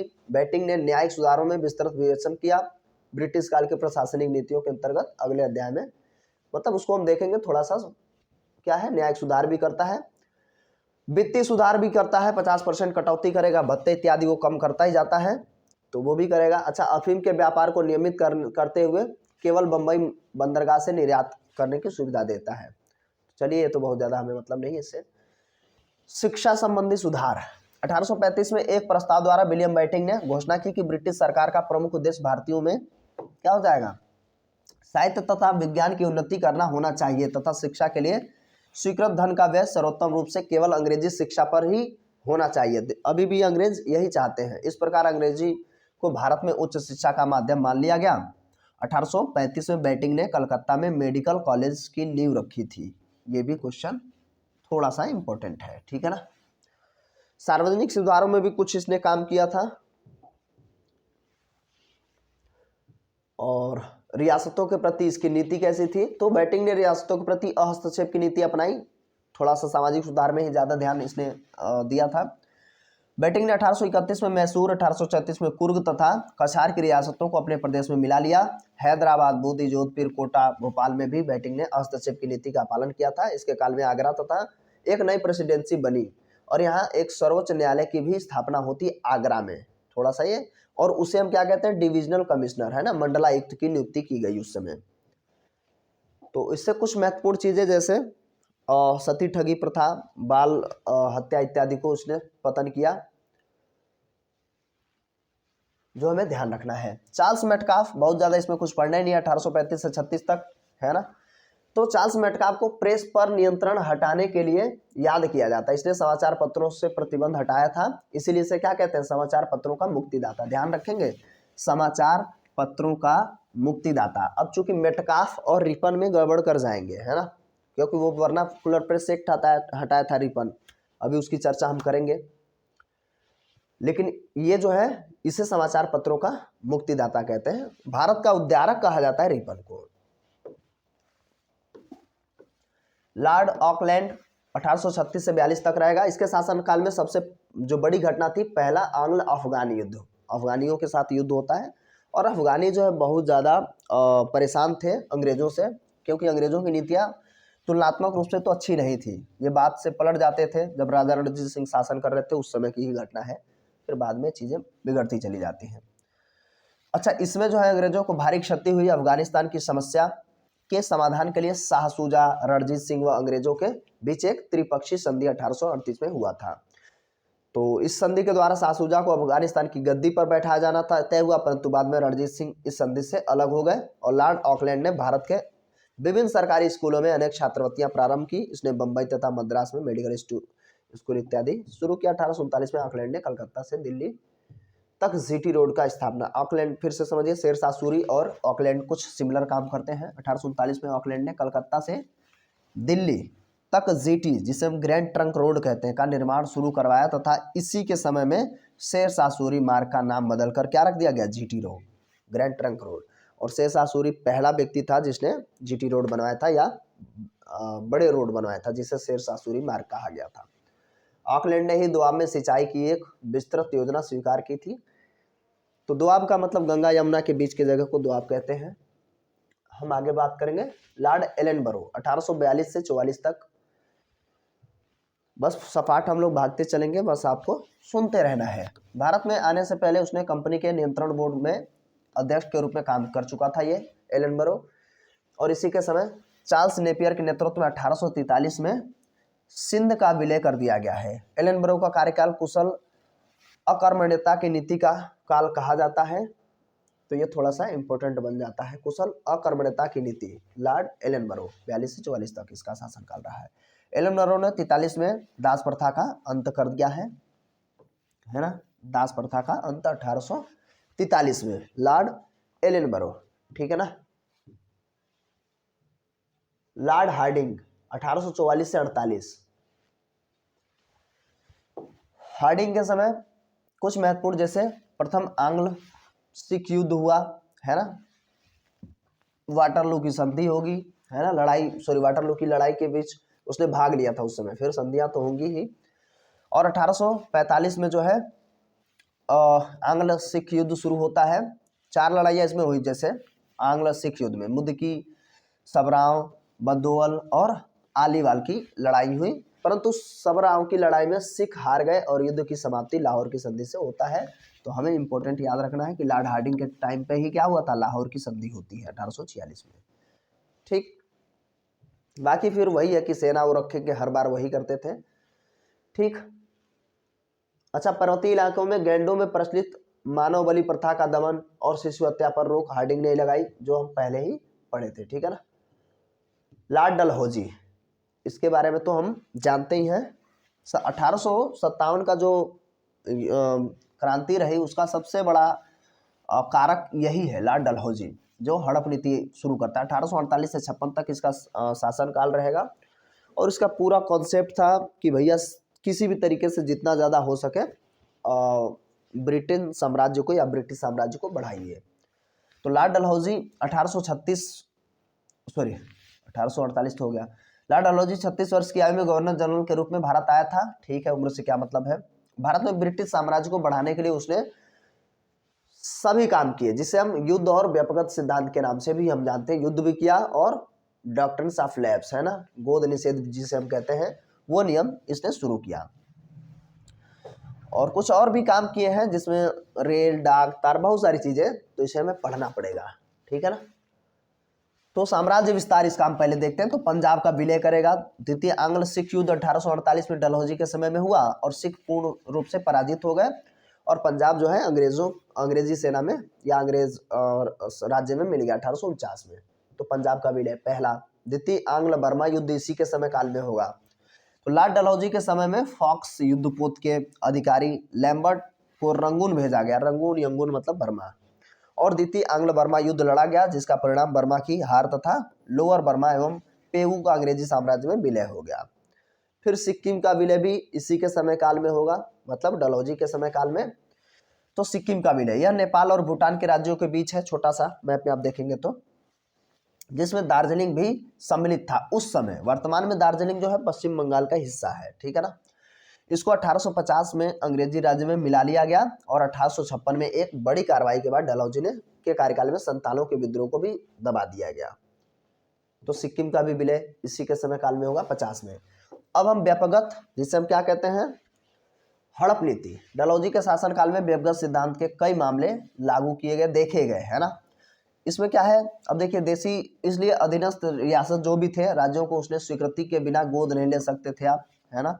और कुछ भी अलग अलग कि आप अच्छे से जो है शासन नहीं कर पा रहे, तो कुछ 3 इसने मानक तय किए जिसकी वजह से वो हड़प लेता था। पहले, वे रजवाड़े जो न ही किसी को कर देते और न ही किसी के नियंत्रण में थे, बिना अंग्रेजी हस्तक्षेप के गोद ले सकते थे। ठीक। दूसरे, वे रजवाड़े जो पहले मुगलों या पेशवाओं के अधीन थे परंतु अब अंग्रेजों के अधीन थे, उन्हें गोद लेने से पहले अंग्रेजों से पूछना था। फिर तीसरे, वे रियासतें जिनका निर्माण स्वयं अंग्रेजों ने किया है, उन्हें गोद लेने का अधिकार नहीं है। तो ये 3 चीजें थी गोद लेने के संदर्भ में, जिसका कोई उत्तराधिकारी ना हो। व्यापकगत सिद्धांत का पालन करते हुए डलहौजी ने क्या किया, सबसे पहले 1848 में सतारा को हड़पा है। ये क्वेश्चन बनता है कि सबसे पहले व्यापकगत सिद्धांत में किसको हड़प लिया गया था, सतारा, महाराष्ट्र। ठीक है, 1848 में। फिर 1849 में जैतपुर, फिर संबलपुर, 50 में बघाट, उदयपुर, झांसी से थोड़ा सा इंपॉर्टेंट बन जाता है ना। झांसी जो 1853 में झांसी और 1854 में नागपुर को अंग्रेजी राज्य में मिला लिया गया। लेकिन आप देखेंगे अवध का अलग ही मामला था। 1856 में अवध को आउटरम रिपोर्ट के आधार पर कुशासन के आरोप में हड़प लिया। उस समय जो है वाजिद अली शाह उस समय अवध के नवाब थे। ठीक है ना। बाकी चीजें जो है सबसे पहले हमें याद रखना है, सतारा और कुशासन का आरोप 56 में लगा के अवध को हड़प लिया गया है। प्रशासनिक सुधारों में इसने कुछ काम किए हैं, है ना, जिसे हमें बस इतना ध्यान रखना है कि इसने क्या किया है, प्रशासन से प्रारंभ करके, जैसे नॉन रेगुलेशन प्रणाली कहा गया है। नॉन रेगुलेशन प्रणाली क्या है, उस नए प्रदेशों को जिन्हें हाल ही में ब्रिटिश साम्राज्य में मिलाया गया है, जो अभी अभी हड़पा गया या जैसे भी करके, उसके लिए डलहौजी ने सीधे प्रशासन की व्यवस्था प्रारंभ की है। सीधा प्रशासन उस पर किया जाएगा, तो उसे हम कहते हैं नॉन रेगुलेशन प्रणाली। ठीक है ना। सैन्य सुधारों में भी कुछ काम करता है। अब इसी के बाद देखिए मेरठ से शुरू हो जाएगा विद्रोह। सैन्य सुधारों के अंतर्गत डलहौजी ने कलकत्ता में स्थित तोपखाने का कार्यालय मेरठ में तथा सेना का मुख्य कार्यालय शिमला में स्थापित कर दिया है। ये ध्यान रखेंगे, शिमला। ठीक। उसने पंजाब में नई अधिनियम सेना का गठन और गोरखा रेजिमेंट को सैनिकों की संख्या बढ़ा दी। डलहौजी के समय काल में ये थोड़ा सा क्वेश्चन बन जाएगा, भारतीय सेना और अंग्रेजों का अनुपात 6:1 था, है ना। 600 अगर भारतीय हैं तो 100 रहेंगे अंग्रेज। ये अनुपात रखा था डलहौजी के समय। शिक्षा के संबंध में कुछ सुधार किया, जैसे चार्ल्स वुड का डिस्पैच, है ना, 1854 में आता है, जो उच्च शिक्षा से संबंधित था। बस इतने से प्रश्न पूछ लेता है कि चार्ल्स वुड डिस्पैच क्या है, तो उच्च शिक्षा से संबंधित है ना। इसमें अगर प्राथमिक शिक्षा से लेकर के विश्वविद्यालय स्तर तक की शिक्षा के लिए व्यापक योजना बनाई गई थी। रेल और तार के बारे में बात करेंगे तो सबसे पहले, ये बहुत बार प्रश्न बनता है कि सबसे पहले रेलवे इसी ने शुरू किया मुंबई से थाने, है ना, 34 किलोमीटर। और कब? 1853 में। 1853 में पहली बार ट्रेन चलाया मुंबई से थाने 34 किलोमीटर। और उस ट्रेन का नाम भी अब तो शायद पूछ मिले, ट्रेन का नाम क्या था? ट्रेन का नाम है ब्लैक ब्यूटी, ठीक है ना। और उसके एक साल उपरांत जो है इसने क्या कर दिया, कलकत्ता से रानीगंज के बीच जो है और रेलवे लाइन बिछाई है। पहले मुंबई से थाने 34 किलोमीटर, उसके बाद एक साल बाद कलकत्ता से रानीगंज। और बाद में इसी के समय काल में ही तार सेवा को भी शुरू किया गया, लेकिन कहाँ से कहाँ तक? कलकत्ता से आगरा के बीच। ये भी प्रश्न बनता है, तार सेवा कहाँ से कहाँ शुरू हुई? कलकत्ता से आगरा, ठीक है। डाक सुधार भी इसी समय करता है। 1854 में ही क्या आया था? नया पोस्ट ऑफिस एक्ट आया, ठीक है ना, और डाक टिकटों का प्रचलन इत्यादि शुरू कर देता है। वाणिज्यिक सुधार में भी कुछ काम करता है। सार्वजनिक निर्माण विभाग, इसमें जैसे कुछ सिंचाई उचाई के संदर्भ में काम करता है, तो ठीक है। हमें अब लॉर्ड कैनिंग को पढ़ना है, काफी इंपॉर्टेंट लॉर्ड कैनिंग भी है, ठीक है। 1856 से 62। अब हमें ध्यान रखना है कि सबसे ज्यादा प्रश्न यही बन जाता है कि 1857 का जब विद्रोह हुआ तो उस समय का गवर्नर जनरल कौन था? तो अभी तो गवर्नर जनरल है लॉर्ड कैनिंग, लेकिन जब 1858 का भारत शासन अधिनियम आएगा तो क्या बन जाएगा? वायसराय। तो वायसराय बनेगा, मतलब क्या है? लॉर्ड कैनिंग क्या है? भारत का अंतिम गवर्नर जनरल और भारत का प्रथम वायसराय, लॉर्ड कैनिंग, ठीक है ना। Lord Canning east India company का अंतिम गवर्नर जनरल। ये पूरी बात हो गई है, छोड़िए। हाँ, विधवा पुनर्विवाह अधिनियम 1856 इसी के समय काल में लाया गया था। और भारतीय दंड संहिता, जिसे हम आईपीसी के नाम से जानते हैं, अब तो उसको बदल दिया गया है ना। स्थापना 1861 में कैनिंग के समय ही हुआ था आईपीसी। तो ये क्वेश्चन थोड़ा सा इंपॉर्टेंट बन जाता है, क्योंकि अभी हाल फिलहाल में हमारे संसद में इस पर संशोधन हुआ है, ठीक है ना। दंड संहिता को अब न्याय संहिता कर दिया गया है, तो ये थोड़ा ध्यान रखेंगे। तो भारतीय दंड संहिता की स्थापना 1861 में हुआ था। और इसमें इसी के समय 1861 में भारतीय काउंसिल अधिनियम भी पारित हुआ। 1857 का विद्रोह होता है, तो जिस पे हम लोग चर्चा कर लिए, 1857 का विद्रोह कैनिंग के समय काल में होगा। और 1858 में क्या होगा? महारानी विक्टोरिया का उद्घोषणा द्वारा भारत में क्या हो जाएगा? ईस्ट इंडिया कंपनी का शासन समाप्त। ईस्ट इंडिया कंपनी को जो है खत्म करने की कोशिश पहले से भी थी, कहीं कहीं ताक में थे क्राउन यानी कि ब्रिटेन का संसद कि कहीं से मौका मिल जाए, जो मिल गया 1857 का जो विद्रोह हुआ था उसमें। और बिहार, आगरा तथा मध्य प्रांत में 1859 का किराया अधिनियम भी लागू कर दिया गया है। फिलहाल अब क्राउन यहाँ पे शासन शुरू कर चुकी है। भारतीय उच्च न्यायालय अधिनियम 1861 के अंतर्गत कलकत्ता, बंबई और मद्रास में एक एक उच्च न्यायालयों की स्थापना हो गई है। ध्यान से समझेंगे। सुप्रीम कोर्ट की स्थापना 1774 में होगा और हाई कोर्ट की स्थापना जो यहाँ पे इन तीनों जगहों पे हो जाएगा 1861 में, लॉर्ड कैनिंग के समय काल में, ठीक। 1857 में लंदन विश्वविद्यालय के तहत कलकत्ता, बंबई और मद्रास में भी विश्वविद्यालय की स्थापना की गई है। ये थोड़ा सा ध्यान रखेंगे, लॉर्ड कैनिंग के टाइम ड्यूरेशन में ही 1857 में। आर्थिक सुधारों के अंतर्गत कैनिंग ने ब्रिटिश अर्थशास्त्री विल्सन को भारत बुलाया और 500 रुपये के से अधिक आय पर आयकर लगाना शुरू कर दिया है। विल्सन तथा लैंग के सुधारों का परिणाम यह हुआ कि जब कैनिंग भारत से रवाना हुआ तब तक घाटे का बजट खत्म हो गया था, है ना। किसी भी तरीके से ज़्यादा इसको वसूलना था। तो इससे सबसे ज़्यादा इंपॉर्टेंट हमें ध्यान रखना है, लॉर्ड कैनिंग में अंतिम भारत का गवर्नर जनरल, पहला भारत का वायसराय। विद्रोह इसी के समय होगा, मतलब जो हमारी तरफ से हम तो क्रांति ही कहेंगे, 1857 की क्रांति। विधवा पुनर्विवाह 1856 इसी के समय काल में आना है। आईपीसी 1861 में इसी के समय काल में है। और बस इतना ज़्यादा इंपॉर्टेंट है। बाकी तीन 1861 में क्या कर दिया जाएगा? 1857 में 3 हाई कोर्ट की स्थापना कर दी जाएगी। ठीक, अब एलिगिन को देखते हैं। लॉर्ड एलिगिन 1862 से 63, छोटा सा इसका समय काल है, कुछ है नहीं, बस इसमें ध्यान रखेंगे बहावियों का आंदोलन इसमें हुआ था, और बाकी ज़्यादा इसमें देखना नहीं है। सर जॉन लॉरेंस 1864 से 69 के बीच में। लॉरेंस को भारत का रक्षक तथा विजय का संचालक कहा जाता है। ये उपमा जब भी बने तो उपमा से प्रश्न हमें देखने को मिलता है, तो याद रखना होगा। जॉन लॉरेंस को क्या कहते हैं? भारत का रक्षक तथा विजय का संचालक कहा जाता है। पंजाब को अंग्रेजी राज्य में मिलाए जाने के पश्चात वह चीफ कमिश्नर नियुक्त किया गया है। अफगानिस्तान के संदर्भ में उसे हस्तक्षेप की नीति उसने अपनाई थी। उस समय का तात्कालिक जो शासक था शेर अली से इसने दोस्ती कर ली थी। बाकी उपमा तो ध्यान रखेंगे ही। अकाल जो है, अकाल आयोग की स्थापना, चूंकि अकाल पड़ेगा काम उस समय 1866 में और 1868-69 में बुंदेलखंड, इस समय उड़ीसा में और बुंदेलखंड राजपूताना में भीषण अकाल पड़ेगा। और अकाल आयोग की स्थापना सर जॉर्ज कैंपबेल के समय। याद रखने का तरीका कैसे होगा कि उस समय अध्यक्ष कौन था? तो कैंप लग जाता है ना, कहीं अकाल पड़ जाए तो कहीं दूसरी जगह पे माइग्रेट किया जाता है तो कैंप लग जाता है, तो बस याद रखेंगे कैंपबेल के अध्यक्षता में इसने अकाल आयोग का गठन किया है ना। 1865 में लॉरेंस के टाइम काल में ही समुद्री टेलीग्राफ शुरू किया गया भारत और यूरोप के बीच में। ठीक, अब हम बात करेंगे लॉर्ड मेयो। लॉर्ड मेयो से बहुत सारे प्रश्न देखने को मिलते हैं। ठीक, 1869 से 72 तक इसका शासनकाल है लॉर्ड मेयो। और सबसे ज़्यादा जो प्रश्न हमें देखने को मिलता है लॉर्ड मेयो में, 1772 में ही इसने क्या किया था? सबसे पहले जनगणना शुरू की थी, जनगणना। ठीक है, जनगणना 1772 में शुरू की गई है। और उस समय वो अनियमित थी, मतलब नियमित नहीं थी। तो नियमित कब शुरू हो जाएगी? इसके 9 साल बाद शुरू हो जाएगी, मतलब 1881 में। ठीक है ना, 1881 में शुरू हो जाएगा रिपन के समय काल में, क्योंकि 80 से 84 तक रिपन का समय काल रहेगा।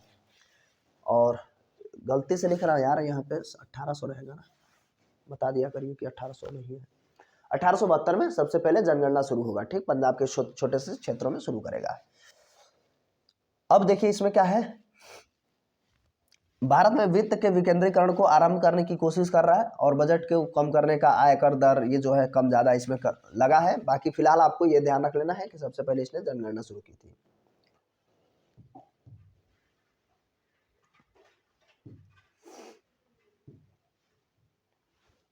अब ये थोड़ा सा देख लीजिए, महारानी विक्टोरिया का दूसरा पुत्र जो है ड्यूक ऑफ एडिनबरा ने इसी के समय काल में भारत की यात्रा की है। बस इससे ज्यादा नहीं ध्यान रखना है। भारतीय नरेशों के बालकों की शिक्षा के लिए अजमेर में मेयो कॉलेज की भी स्थापना की गई है, जो भारत के राजा शासक थे उनके पुत्रों की। ठीक है, लॉर्ड नॉर्थब्रुक। लॉर्ड नॉर्थब्रुक 1872 से 76 तक। 1872 में भारत का वायसराय बन के आया। 1873 में उसने अफगानिस्तान के राजदूत से बातचीत की और खुद की ओर से कुछ आश्वासन देने से इनकार कर दिया है। तो ये बहुत ज़्यादा हमें ध्यान नहीं रखना है, बस ये ध्यान रखना है कि इसमें कूका आंदोलन इसी के समय काल में हुआ था। ठीक है, और कहाँ हुआ था पूछ लेता है, पंजाब में। ठीक है ना, लॉर्ड नॉर्थब्रुक के समय कूका आंदोलन होता है। 1775 में अलीगढ़ में सैयद अहमद खां और सैयद अहमद जो सैयद बंधु हैं, उन्होंने क्या किया, अलीगढ़ में मोहम्मदन एंग्लो ओरिएंटल कॉलेज की स्थापना की है। ये इंपॉर्टेंट है, 1875 फैक्ट ये। और दूसरा ये भी याद कर सकते हैं कि किसके समय काल में, लॉर्ड नॉर्थब्रुक के समय काल में। ठीक है ना, 1875 में अलीगढ़ में सैयद अहमद खां द्वारा मोहम्मद एंग्लो ओरिएंटल कॉलेज की स्थापना की गई है। इसमें लॉर्ड मुक ने 10,000 का दान भी किया था।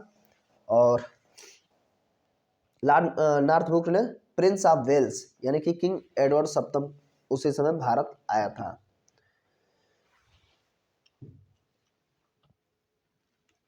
जो बड़ौदा का राजा थे मल्हार राव गायकवाड़ को भ्रष्टाचार एवं कुशासन का आरोप लगाकर सिंहासन से हटा दिया गया और उसके दत्तक पुत्र को राजा बना दिया गया है। लिटन, लिटन को बिल्कुल विधिवत हमें ध्यान रखना है।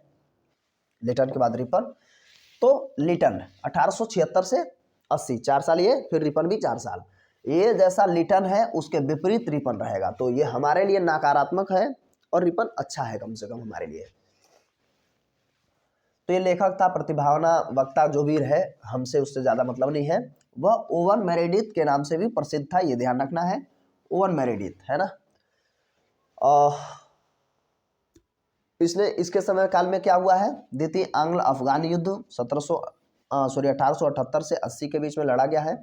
अफगानिस्तान के प्रति एक जोश भरी यानी उग्र यानी फॉरवर्ड नीति का इसने अनुसरण किया था। और इसके काल की प्रमुख कुछ घटनाएं हम देखते हैं, जैसे भीषण अकाल। भीषण अकाल पड़ेगा 1876 से 78 के बीच में मद्रास, बंबई, मैसूर, हैदराबाद, पंजाब, इन क्षेत्रों में भयंकर अकाल पड़ेगा। अकाल के कारण लगभग 50 लाख लोगों के जो है उनकी मृत्यु हो गई। लिटन ने अकाल के कारण की जांच के लिए रिचर्ड स्ट्रेची की अध्यक्षता में अकाल आयोग की स्थापना ये भी कर रहा है। ठीक है। दिल्ली दरबार का आयोजन। अकाल की भयानक स्थिति के बाद दिल्ली में 1 जनवरी 1877 में ब्रिटेन की महारानी विक्टोरिया को कैसर-ए-हिंद की उपाधि से सम्मानित करने के लिए दिल्ली दरबार का आयोजन किया गया है। अब एक चीज ध्यान रखेंगे, महारानी विक्टोरिया कैसर-ए-हिंद की उपाधि से सम्मानित किया गया है। ठीक, दिल्ली दरबार फिर हम 1911 में भी देखते हैं, जब राजधानी बदलेगी वो अलग बात है। अभी ध्यान रखेंगे कैसर-ए-हिंद की उपाधि एक और व्यक्ति को मिला है, जिनका नाम है महात्मा गांधी। ठीक है ना, महात्मा गांधी। महात्मा गांधी को कैसर-ए-हिंद की उपाधि दी जाती है। कारण यह है कि उन्होंने मदद की थी। 1915 में भारत में आएंगे और फिर प्रथम विश्व युद्ध में, क्योंकि 1914 से 18 तक प्रथम विश्व युद्ध होता है, तो अंग्रेजों की मदद के लिए भारतीयों को प्रोत्साहित करते हैं कि इनकी जो है मदद करिए, फिर ये लोग हमें आज़ाद कर देंगे, ऐसा वो लोग वादा भी करते हैं। तो भर्ती करने वाला सार्जेंट फलाना ढिमाका, मतलब भारतीय लोग नाराज हुए, तो महात्मा गांधी को उसके फलस्वरूप कैसर-ए-हिंद की उपाधि दिया गया था। ठीक है ना, तो ये भी कई बार क्वेश्चन बनता है। बाद में सब उपाधियां लौटाई जाएंगी 1919 की घटना के बाद, मतलब जलियांवाला बाग हत्याकांड के बाद।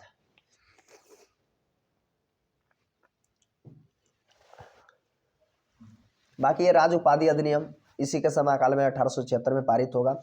मुक्त व्यापार नीति को प्रोत्साहित करने का काम इसी के समय काल में हुआ था, है ना। अब हमें जब सबसे ज्यादा याद रखना है वो वर्नाकुलर प्रेस एक्ट लाया गया था 1878 में, यानी कि इस अधिनियम के तहत भारतीय भाषा में जो भी समाचार पत्र थे उन पर प्रतिबंध लगा दिया गया है। और इस अधिनियम को क्या कहते हैं, गलाघोंट अधिनियम कहते हैं। ये इंपॉर्टेंट है, वर्नाकुलर प्रेस एक्ट, जिसे गलाघोंट अधिनियम भी कहते हैं। 1878 में, मतलब भारतीय भाषाओं में कोई भी पत्र पत्रिका है उसको समाप्त कर दिया गया। भारतीय शस्त्र अधिनियम है ना, इंडियन आर्म्स एक्ट जिसे हम कहते हैं, ये भी 1878 में ही आएगा। और इस अधिनियम के द्वारा जो भारतीय लोग हैं बिना लाइसेंस के शस्त्र नहीं रख सकते या उसका व्यापार नहीं कर सकते, इस पे उसको अपराध के रूप में शामिल कर दिया। वैधानिक नागरिक सेवा 1889 में शुरू करेगा। ठीक है, बाकी इसमें ज़्यादा कुछ है नहीं, हमें ध्यान रखना है लॉर्ड रिपन से कुछ महत्वपूर्ण जो ये लगाएगा उसको हटा देगा, है ना। लॉर्ड रिपन ग्लैस्टन युग का एक सच्चा और उदार व्यक्ति था। वह भारत का सर्वाधिक लोकप्रिय गवर्नर जनरल था। ठीक है, बैटिंग से भी ज़्यादा। 1852 में उसने एक पुस्तिका इस युग का कर्तव्य लिखा था। ठीक, और उसने एक बार कहा था, मेरा मूल्यांकन मेरे कार्यों से करना, शब्दों से नहीं। ये बात उसने कही है कि मैं जो कर रहा हूँ उस हिसाब से मेरे बारे में आप अपनी राय बनाएं। फ्लोरेंस नाइटिंगेल ने रिपन को भारत का उद्धारक भी कहा। फ्लोरेंस नाइटिंगेल, ठीक है, आप सुने होंगे कि पहले जो है, मुझे लगता है 7-8 के समय इंग्लिश के चैप्टर में है, लेडी विद द लैम्प, है ना। तो फ्लोरेंस नाइटिंगेल, तो भारत का उद्धारक फ्लोरेंस नाइटिंगेल ने कहा किसको, रिपन को, लॉर्ड रिपन को। इसके समय काल में ही जो भारत का समय काल था उसे हम स्वर्णिम युग कहते हैं ना। भारत में स्वर्ण युग का आरंभ कहा जा सकता है लॉर्ड रिपन के समय। इसने नियमित जनगणना शुरू की जो 1881 में शुरू होगी, और 1881 के बाद जनगणना जो है कंटिन्यू चलता रहेगा। एक बार जो है जनगणना नहीं होगी वो दूसरे विश्व युद्ध में, मतलब दूसरा विश्व युद्ध कब से कब तक है 1939 से 45, तो उस समय जनगणना नहीं हुआ था, 1941 में नहीं हुआ था, बाकी कंटिन्यू चलता रहा है 1881 में। तो नियमित जनगणना इसने शुरू की है। अनियमित 1872 में वो शुरू करता, 1881 से नियमित शुरू हो जाएगी लॉर्ड रिपन के समय काल में। ठीक है, अच्छा, एक जनगणना से एक और प्रश्न जो ज़्यादा इंपॉर्टेंट है, 1921 को जनगणना का अवकाश भी कहते हैं, मतलब उस समय जनसंख्या नकारात्मक रही, घट गई, हमेशा बढ़नी चाहिए। जब आप अर्थव्यवस्था पढ़ते हैं, अर्थशास्त्र पढ़ते हैं, इकोनॉमी पढ़ते हैं, तो उसमें अर्थव्यवस्था का सबसे अहम पहलू होता है जनसंख्या का बढ़ना। जब जनसंख्या ही नहीं होगी तो अर्थव्यवस्था चल ही नहीं सकता है ना, लचर हो जाएगा।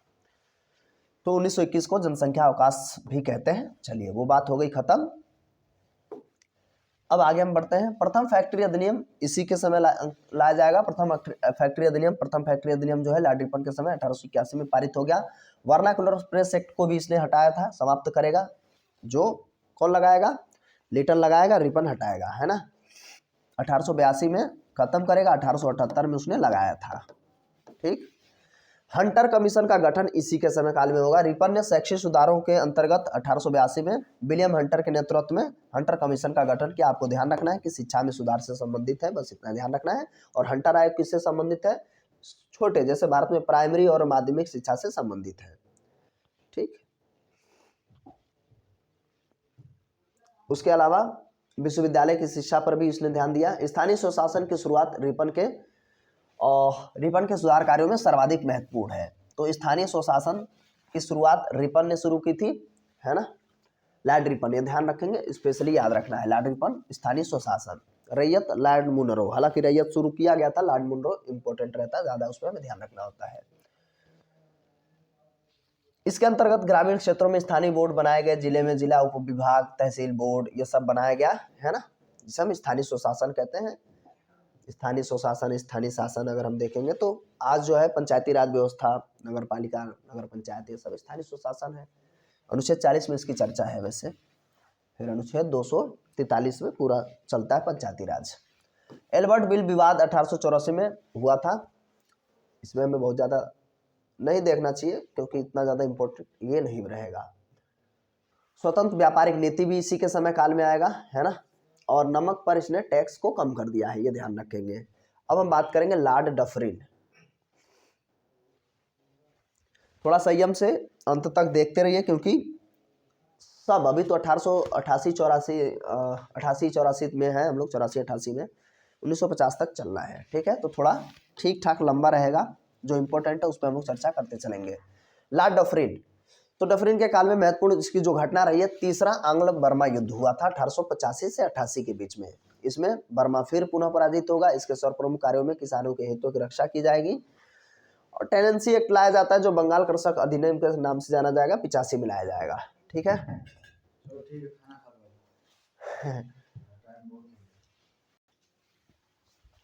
तो अब यहां से हम आगे बात करेंगे लैंसडाउन के बारे में।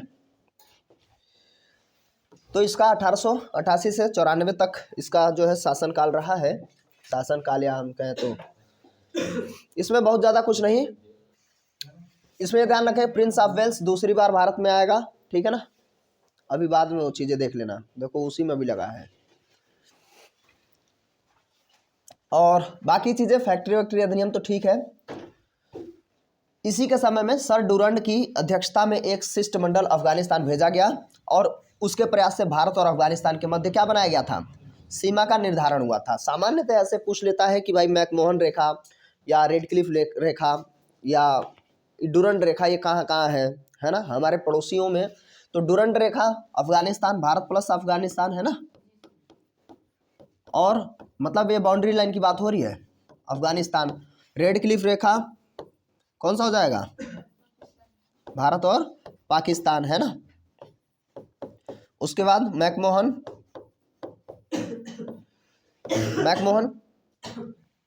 रेखा होती है चाइना और भारत। हाँ, वो मोहन से रहते हैं बस। ठीक, ये तीन तो हमारे पड़ोसियों से बाउंड्री लाइन हो जाती है। बाकी 49वीं समांतर रेखा कई बार पूछेगा तो कनाडा और अमेरिका 38वीं समांतर रेखाएं पूछ लेती हैं, कोरिया के दोनों कोरियाओं में। तो इस तरीके से प्रश्न बनते हैं, बहुत सारी रेखाएं होती हैं लेकिन मुख्यतः तीन। तो ये इसी समय लॉर्ड लैंसडाउन के समय काल में ही भारत और अफगानिस्तान की बाउंड्री लाइन को बनाया गया था। ठीक है, बस ये ध्यान रखना है। तो उसे हम क्या कहते हैं? Durand line. ठीक है। लॉर्ड एल्गिन द्वितीय के समय काल को हम देखेंगे तो 94 से 99, इसमें भी बहुत ज़्यादा कुछ काम नहीं है। अफीम आयोग वगैरह बार बार जो है इसमें आ रहा है अफीम आयोग की। तो इसकी अध्यक्षता में लायल कमीशन नियुक्त किया गया। उसके समय में 1893 में अफीम आयोग की नियुक्ति कर दी गई है। ठीक है, अकाल बार बार पड़ता रहा है, इसकी वजह से लायल आयोग, तो अकाल भारत में कई बार पड़ता रहा है ना। इसका जो एक विषय है, मतलब जो सब वक्तव्य बोला है एल्गिन ने, भारत के विषय में एक शब्द कहा, मतलब एक वक्तव्य बोला है कि भारत को तलवार के बल पर विजित किया गया है और उसे तलवार के बल पर ही इसकी रक्षा की जाएगी। ये एल्गिन द्वितीय कह रहा है। ठीक है ना, पहले एल्गिन हम पढ़ चुके हैं, तो दूसरा वाला एल्गिन है, तो एल्गिन द्वितीय। अब हम बात करेंगे लॉर्ड कर्जन। लॉर्ड कर्जन के बारे में तो हमें ज़्यादा पढ़ना होता है, क्योंकि इसने बहुत कुछ किया है भारत के संदर्भ में। विलेन है, सबसे बड़ा विलेन, दो सबसे बड़े विलेन हैं। कई सारे विलेन में सबसे खतरनाक विलन्स में डलहौजी है, कर्जन है, लिटन है। हमारे दृष्टिकोण से ये ज़्यादा खतरनाक है। तो 1899 से 1905 तक इसका शासनकाल रहा है। और अच्छा, ये कह रहा है कि ये जो जब वायसराय बना उससे पहले भारत के उपमंत्री के रूप में भी ये कार्य किया था, और 6 वर्ष भारत में इसने गुजारे, लेकिन 6 वर्ष के अंदर भारत में बहुत कुछ इसने तबाह कर दिया भारत को। जैसे सबसे बड़ा काम इसका था बंगाल का विभाजन, है ना, फूट डालो राज करो। तो कर्जन जो है, ये ध्यान देखेंगे, उत्तर पश्चिमी सीमा प्रांत का गठन किया और उसने तिब्बत के गुरु दलाई लामा पर रूस की ओर झुकाव का आरोप लगाकर तिब्बत में हस्तक्षेप किया था कि दलाई लामा जो है रसिया से संबंध रखते हैं, इसलिए जो तिब्बत वाला क्षेत्र था उसमें इसने हस्तक्षेप की। 1903 में कर्नल यंग हसबैंड के नेतृत्व में की गई सेना ने तिब्बतियों से संधि की, जिसके परिणाम स्वरूप तिब्बत ने 1 लाख रुपए वार्षिक दर जो है से 75 लाख रुपए युद्ध क्षतिपूर्ति के रूप में, 1 लाख वार्षिक दर और साथ में 75 लाख रुपए युद्ध क्षतिपूर्ति देना स्वीकार किया। तो हर जगह अंग्रेजों का हम शुरू से देख रहे हैं कि उनका सीधा एक ही कॉन्सेप्ट है, युद्ध हो रहा है, कुछ भी ऐसी चीज़ें तो हर्जाना भी ले रहे हैं और ऊपर से पेंशन टाइप का पैसे भी ले रहे हैं, है ना, वार्षिक कर के रूप में। और उसके बाद साथ साथ में ध्यान से देखिए, हाँ, अब देखिए इसकी क्षतिपूर्ति हो गया, परंतु इसकी जमानत के रूप में ब्रिटिश सरकार ने भूटान और सिक्किम के बीच स्थित चुम्बी घाटी पर 75 वर्षों के लिए अपना अधिकार जमा लिया कि यह जमानत के रूप में रखी जाएगी। ठीक है, कई बार बहुत साहूकार लोग क्या करते हैं, जब आपको कई सारे लोग होते हैं कि टैक्स मतलब ब्याज पे पैसे लेने जाते हैं, तो कुछ ना कुछ जमानत के रूप में रखते हैं ना, कोई गहना, कुछ इस तरीके की चीज़ें, कोई कागजात, है ना। शिक्षा सुधार इसने किया है। लॉर्ड कर्जन ने सर थॉमस रैले के अधीन वर्ष 1902 में विश्वविद्यालयों में आवश्यक सुधारों हेतु सुझाव देने के लिए एक आयोग का गठन किया। तो रैले कमीशन आता है, 1904 में भारतीय विश्वविद्यालय अधिनियम पास कर दिया गया है। तो थोड़ा सा ये है, नौकरशाही में इसने सुधार किया। अब देखिए, अब ये क्या कह रहा है, लॉर्ड कर्जन ने सभी विभागों को प्रेरित किया कि वे अपने निजी परामर्श के द्वारा अपने कार्य को निपटा लिया करें खुद ही, लंबे मतभेदों से बचकर नोट आदि लिखने के परिपाटी तथा निर्णयों तक पहुंचने में होने वाली देरी से बचे। तो नौकरशाही में सुधार करने की बात, मतलब एक इंस्ट्रक्शंस दिया कि जल्दी से आप काम कर लें। सबसे इम्पोर्टेंट है 1901 के समय काल में, 1901, 1902 इस समय पुलिस सुधार इत्यादि का काम किया गया। तो 1902 में सर एंड्रयूज फ्रेजर की अध्यक्षता में पुलिस आयोग की जो है स्थापना की जाती है। और 1903 में पुलिस विभाग जो CID है ना, CID क्रिमिनल इन्वेस्टिगेशन डिपार्टमेंट की स्थापना भी किसने की थी, लॉर्ड कर्जन ने। तो ये ध्यान रखेंगे 1902, 1903 में पुलिस विभाग इत्यादि की जो है, नहरों पर भी काम करता है, लेकिन अभी पुलिस को ध्यान रखेंगे। CID शुरू करने वाला कौन है, और चूंकि उसे जानना है ना कि कोई ऐसा तो नहीं है जो ब्रिटेन के विपक्ष में या ब्रिटेन के खिलाफ कुछ योजना बना रहा है, तो इसलिए CID का गठन किया है। ठीक है ना, CID। अकाल आयोग का गठन, अकाल आयोग का फिर से गठन होगा। हर बार जो है अकाल पड़ता रहा है, तो अकाल आयोग का गठन होता रहा है समय समय पर। तो मैकडोनाल्ड की अध्यक्षता में अकाल आयोग की स्थापना की जाती है। उसके उपरांत हम बात करेंगे कृषि में भी सुधार इसने कुछ किए। तो उस समय उसने पूसा में कृषि अनुसंधान संस्थान स्थापित किया था। कृषि से संबंधित कृषि बैंक तथा सहकारी समितियों का भी स्थापना इसने की है। 1901 में सिंचाई, जो मैंने पहले कही थी कि 1901 में काम किया। तो देखिए लगातार 1, 2, 3, 1 में सिंचाई, 2 में पुलिस विभाग में ही तीसरा जो हो जाएगा CID। ठीक है ना। तो सिंचाई आयोग की स्थापना की थी। कालीन स्कॉट मॉनक्रिफ को इसके अध्यक्ष नियुक्त किया था। 1904 में सहकारी उधार और उधार की व्यवस्था की गई थी इस समय, ठीक है ना। सरकारी उधार समिति अधिनियम बनाया था, किसान के लिए ही था। रेलवे में सुधार, हालांकि रेलवे की स्थापना हम लोग कर चुके हैं कब, 1853 में। कितने किलोमीटर, 34, मुंबई से ठाणे। मुंबई से जो मुंबई का जो टर्मिनस है वहाँ से जब आएंगे तो 34 किलोमीटर ही ठाणे पड़ेगा, वर्तमान में भी अगर आप जाएंगे तो। कर्जन ने भारत में रेलों की पद्धति से संबंधित रिपोर्ट करने के लिए सर थॉमस रॉबर्टसन को नियुक्त किया था, और इसने जो है कहीं ना कहीं रेलवे में भी कुछ सुधार की है। तो काफ़ी इसमें काम किया है, लेकिन सबसे खतरनाक जो काम रहा है बंगाल विभाजन, जो अभी हम पढ़ने वाले हैं, ठीक है ना। किचनर विवाद भी इसी के समय काल में हुआ था, ठीक है ना। अब हमें ध्यान रखना है बंगाल का विभाजन। तो बंगाल का विभाजन कब होता है, 1905 में, मतलब फूट डालो राज करो, ठीक है ना। अच्छा, लॉर्ड कर्जन में, अब इसको बता दे रहा हूँ फिर उसको बताता हूँ। राष्ट्रीय आंदोलन को दबाने व कमजोर करने के उद्देश्य से लॉर्ड कर्जन ने 1905 में बंगाल का विभाजन कर दिया, है ना। हिंदू और मुस्लिम के हिसाब से अलग अलग कर दिया, फूट डालो राज करो नीति इसने जो है अपनाई। और कब समाप्त हुआ ये कई बार पूछता है, तो 1911 में बंगाल का विभाजन को रद्द किया गया था। किसके समय काल में ये भी पूछता है, तो 1911 में कौन सा वायसराय था जिसके समय काल में क्या हो गया था, बंगाल विभाजन रद्द। कई बार प्रश्न बना है।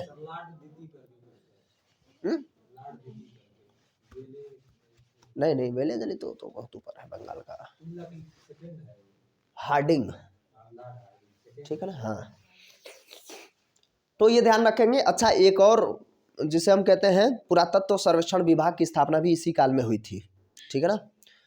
तो ये भी ध्यान रखेंगे, लॉर्ड कर्जन के समय काल में ही। पुरातत्व सर्वेक्षण के जनक कौन है, पुरातत्व सर्वेक्षण के जनक भारत में माने जाते हैं, देखिए दो तीन लोगों का नाम आता है ना, 2-3 लोगों का नाम आता है। देखिए दयाराम साहनी, जो राखलदास बनर्जी, ये सब तो इन्होंने ढूंढा था, लेकिन पुरातत्व सर्वेक्षण का जनक कौन था, और उसी समय कर्जन के समय काल में ही स्थापना की गई थी इस आयोग की। आप लोग भी कमेंट बॉक्स में कमेंट करिए। ये वाला जो प्रश्न है, 2 लोगों के नाम है, दोनों में कुछ कुछ चीज़ें ध्यान रखनी होती हैं। फिलहाल मैं चाहता हूँ कि इस पर आप डिटेल्स में इसके बारे में बताएं। आप लोग भी फिलहाल आगे अभी देखिए, उसके बाद में उसको बताइएगा। लॉर्ड मिंटो, है ना, लॉर्ड मिंटो 1905 से 1910, तो ये द्वितीय वाला है। पहले बार में एक मिंटो था, तो मैं वहाँ पे कन्फ्यूज़न में 1909 बोल दिया था ना, तो 1909 क्या, वहाँ 1800 उसका समय काल चल रहा था, तो 100 साल के बाद लॉर्ड मिंटो द्वितीय आता है। तो इस समय मार्ले मिंटो सुधार होता है, जो मुस्लिम और हिंदू धर्म दोनों के आधार पे इसमें जो बंटवारा करना होता है शक्तियों का। तो मुस्लिम लीग का गठन 1906 इसी के समय काल में हो जाएगा, ठीक है। अभी देखिए, लॉर्ड मिंटो द्वितीय के समय एक महत्वपूर्ण घटना 1907 में आंग्ल रूसी प्रतिनिधि सम्मेलन हुआ था, और 1907 में एक हमारे कांग्रेस के अधिवेशन के संदर्भ में बड़ा काम हुआ था। 1907 में कौन सा अधिवेशन था, 1907 में 1907 का सूरत का अधिवेशन होता है, जहां पर क्या होता है, गरम दल और नरम दल यानी कि कांग्रेस का विभाजन हो जाता है, जो 1916 के बाद जाकर के 1916 में लखनऊ वाले अधिवेशन में गरम दल और नरम दल और साथ साथ में मुस्लिम लीग इकट्ठा हो जाते हैं। तो फिलहाल 1907 की बात वहाँ थी। हाँ, अन्य घटनाओं में मुस्लिम लीग की स्थापना 1906 में इसी समय काल में होती है, लॉर्ड मिंटो द्वितीय, ठीक है ना। तो 1909 में मार्ले मिंटो सुधार भी आता है। 1906 में कलकत्ता अधिवेशन में कांग्रेस द्वारा अपना लक्ष्य स्वराज घोषित कर दिया गया, ये ध्यान रखेंगे। क्रांतिकारी खुदीराम बोस को फांसी और तिलक को 6 वर्ष की कैद दी गई थी। खुदीराम बोस को इसी समय फांसी दी गई थी। समाचार पत्र अधिनियम प्रेस एक्ट 1908 को पुनः पारित कर दिया गया है। चीन के साथ अफीम का व्यापार खत्म कर दिया गया है, ठीक है। मार्ले मिंटो सुधार या इंडियन काउंसिल एक्ट 1909 भी पारित किया गया है, जिसमें मैंने बताया था हिंदू और मुस्लिम के संदर्भ में बात की गई है कि आप जो है तुलनात्मक रूप से अपना। अब हम बात करेंगे हार्डिंग द्वितीय, ठीक है। तो आप द्वितीय बता रहे थे, हार्डिंग छूट रहा था ना शर्मा जी।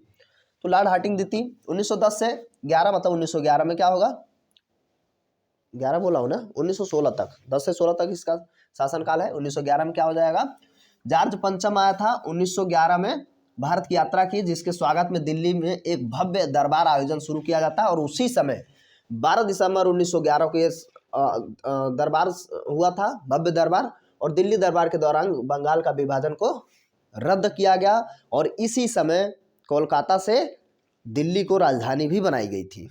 बात समझ आ रही ना? 2-3 घटनाएं इसमें हार्डिंग के समय काल में होनी है। देखिए आगे बात वो लिखा हुआ है। 23 दिसंबर 1912 को दिल्ली में अधिकृत रूप से प्रवेश करते समय लॉर्ड हार्डिंग पर बम फेंक दिया गया। तो किसने बम फेंका था, ये क्वेश्चन था। लॉर्ड हार्डिंग पर बम किसने फेंका था? जब पिछले 2-3 क्लासों में हम लोगों ने चर्चा की थी भारत के जितने भी क्रांतिकारी थे उन सब में। भूलते जा रहे हैं सबके सब। लॉर्ड हार्डिंग पर वो तो पार्लियामेंट में बम फेंके थे। तो और कौन है? बता चुका हूँ, सब कुछ क्लास हो चुका है। 23 दिसंबर 1912 में क्या हुआ था? लॉर्ड हार्डिंग पर बम फेंक दिया गया जिसमें वह घायल हो गया और 1916 में लॉर्ड हार्डिंग द्वितीय ने बनारस हिंदू विश्वविद्यालय को अपनी स्वीकृति प्रदान कर दी थी। बीएचयू की मदन मोहन मालवीय ने इसकी स्थापना की और लॉर्ड हार्डिंग ने इसको स्वीकृति प्रदान कर दी। अन्य घटनाओं में जैसे 1913 में ब्रिटिश शासन द्वारा शैक्षिक सुधार पारित किया गया। 4 अगस्त 1914 को प्रथम विश्व युद्ध का यहीं पे प्रारंभ हम देखते हैं। 1914 से 18 तक पहला विश्व युद्ध और दूसरा 1939 से 45 तक। 1915 में गांधी जी का दक्षिण अफ्रीका से भारत से वापसी, ये भी एक बड़ी घटना थी। कब आए थे गांधी जी? 9 जनवरी 1915 को, और इसीलिए 9 जनवरी को क्या मनाया जाता है? प्रवासी दिवस के रूप में मनाया जाता है। ठीक है ना? अभी ये आंसर नहीं मिला मुझे आप लोगों से। लॉर्ड हार्डिंग पर बम किसने फेंका था? बम 2 ही बार फेंका गया है, तो पहली बम तो खत्म, भगत सिंह जो है फेंके हैं, तो वहां पे अलग मामला हो गया है। बाकी कौन थे?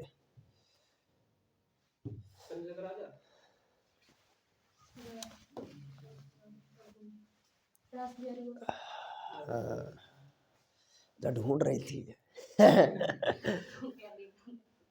तो रासबिहारी बोस जो है लॉर्ड हार्डिंग पर बम फेंके थे। ठीक है ना? 1912 में। चेम्सफोर्ड, तो मॉन्टेग्यू चेम्सफोर्ड सुधार भी आएगा, है ना? उसमें भी अपना प्रतिनिधित्व के संदर्भ में बात होगी। 1919। अच्छा, बहुत सारे बच्चों को बड़ा कन्फ्यूजन रहता है कि यार कैसे याद करें। 1909 का मार्ले मिंटो सुधार है ना? मार्ले मिंटो सुधार ये सन से प्रश्न बन जाता है ना। और 1919 में क्या है? चेम्सफोर्ड, मॉन्टेग्यू चेम्सफोर्ड सुधार। मॉन्टेग्यू लिख लो यार जैसे भी।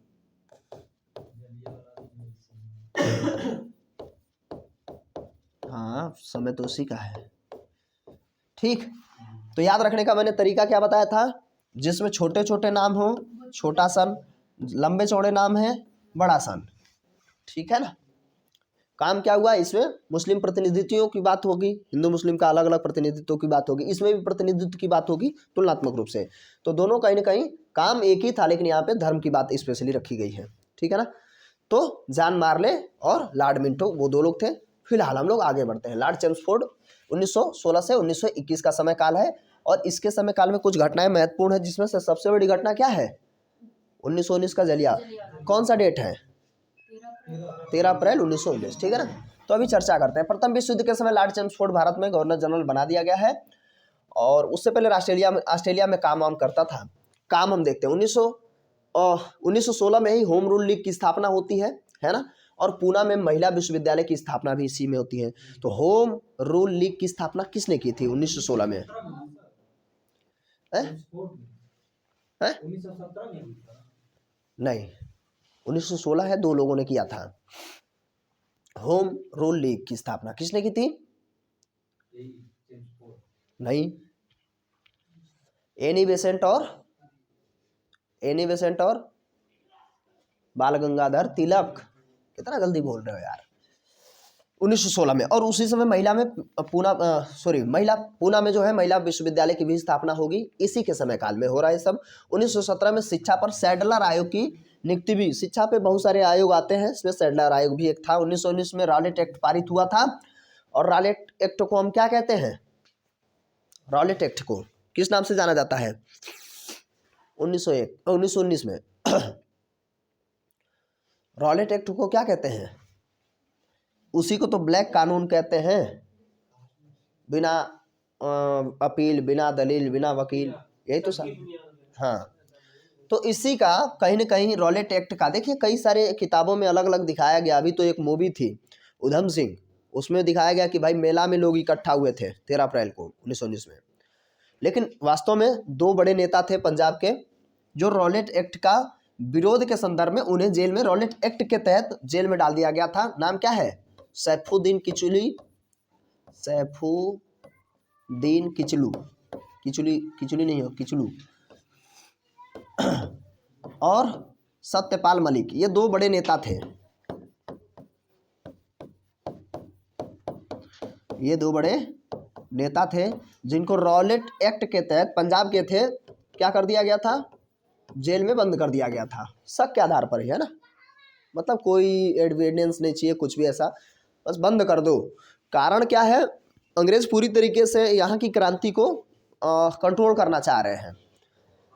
तो इन दोनों के संदर्भ में मतलब उनको कैसे छुड़ाया जाए या क्या चीज़ें कैसे हों आगे की राह, उसके संदर्भ में पंजाब का जो अमृतसर में जलियांवाला जो बाग था वहाँ पे लोग इकट्ठा हुए थे, है ना, हजारों की तादाद में। 13 अप्रैल का दिन था, हालांकि बैसाखी का दिन था, तो कई सारे मूवीज़ में भी दिखाया गया, मूवी में दिखाया गया मेला था, कई सारी एनसीईआरटीज़ भी बताती हैं। तो ठीक है, दोनों कारण हैं, हमें यहाँ ध्यान रखना है। एग्जामिनर ये पूछता है कि क्या कारण था।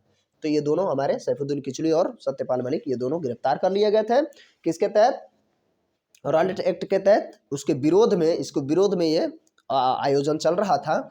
और फिर वहाँ क्या होता है? किसने गोलियां चलवा दी थी? जनरल डायर ने, है ना, जनरल ओ डायर ने 13 अप्रैल 1919 को गोलियां चलवा दी थी। तो 13 अप्रैल 1919 जलियांवाला बाग हत्याकांड, और इसी समय बहुत सारे जो उपाधियां हैं उसको क्या कर दिया जाएगा? छोड़ा जाएगा। जैसे कैसर हिंद की उपाधि गांधी जी छोड़ेंगे, जो अंग्रेजों ने दिया था, ठीक। नाइटहुड की उपाधि छोड़ देंगे, कौन? नाइटहुड की उपाधि रविन्द्रनाथ टैगोर, है ना। तो ये बहुत सारी उपाधियां लोगों ने लौटा दी थी, ठीक। तो ये दोनों हमें स्पेशली तो ध्यान रखना ही रखना है। इतनी बात समझ आ रही है? अच्छा, इसको साथ में पढ़ते साथ तुरंत हमें पढ़ लेना चाहिए जलियांवाला बाग, क्योंकि इन्हीं दोनों में डाउट हो जाता है डेट और उसमें। तो भाई 1922 तो क्लियर है, डेट क्या है? 5 फरवरी बच्चा, 5 फरवरी 1922। मैंने कहा था याद रखने का तरीका है भाई। ठंड है, अभी देखो ठंड है ना, मस्त ठंड है, तो आग जलाएंगे। तो यूपी के लोगों ने कहा चलो आग जला देते हैं, थाने में आग जला दी है, ठीक है ना, याद रखना है बस हमें। भारत सरकार अधिनियम 1919 लाया गया इसी समय काल में, भारत सरकार 1919। तो खिलाफत आंदोलन, गांधी जी के सत्याग्रह की शुरुआत, तृतीय अफगान युद्ध भी इसी समय काल में होता है। खिलाफत आंदोलन में कांग्रेस कहीं ना कहीं साथ देना शुरू करती है, खिलाफत आंदोलन। तो खिलाफत आंदोलन क्या है? खलीफा के संदर्भ में ये बात थी। हालांकि खलीफा पर जब अब मध्यकाल भारत पढ़ते हैं तो उसमें चर्चाएं होती हैं, तो अभी उस पर हम लोग बात नहीं करेंगे, आगे बढ़ते हैं। असली अलीगढ़ मुस्लिम विश्वविद्यालय की भी स्थापना इसी समय होगी। और गांधी जी द्वारा असहयोग आंदोलन की शुरुआत कब शुरू किया गया, ये ध्यान रखेंगे। असहयोग आंदोलन की शुरुआत कब हो गई है? 1 अगस्त 1920 को। कारण क्या है? जलियांवाला बाग हत्याकांड। गांधी जी को साफ साफ लगा कि कहीं न कहीं हम अंग्रेजों की तो मदद ही कर रहे हैं। हालांकि स्पष्ट उन्होंने मदद की थी 1915 में कि आप लोग अंग्रेजों की क्या करो, सैनिक सहायता करिए, भारतीयों से कहा, और बदले में हमें आज़ादी देंगे। जो नहीं हुआ, इसीलिए गांधी जी को क्या कहा जाता है? भर्ती करने वाला सार्जेंट, है ना। और इसी के एवज में अंग्रेजों ने इन्हें क्या दिया था? नाइटहुड की, सॉरी, कैसर हिंद की उपाधि। अब हम बात करेंगे लॉर्ड रीडिंग, ठीक है। 1921 से 26 ढेर सारी घटनाएं हम लोग किस में देखे हैं?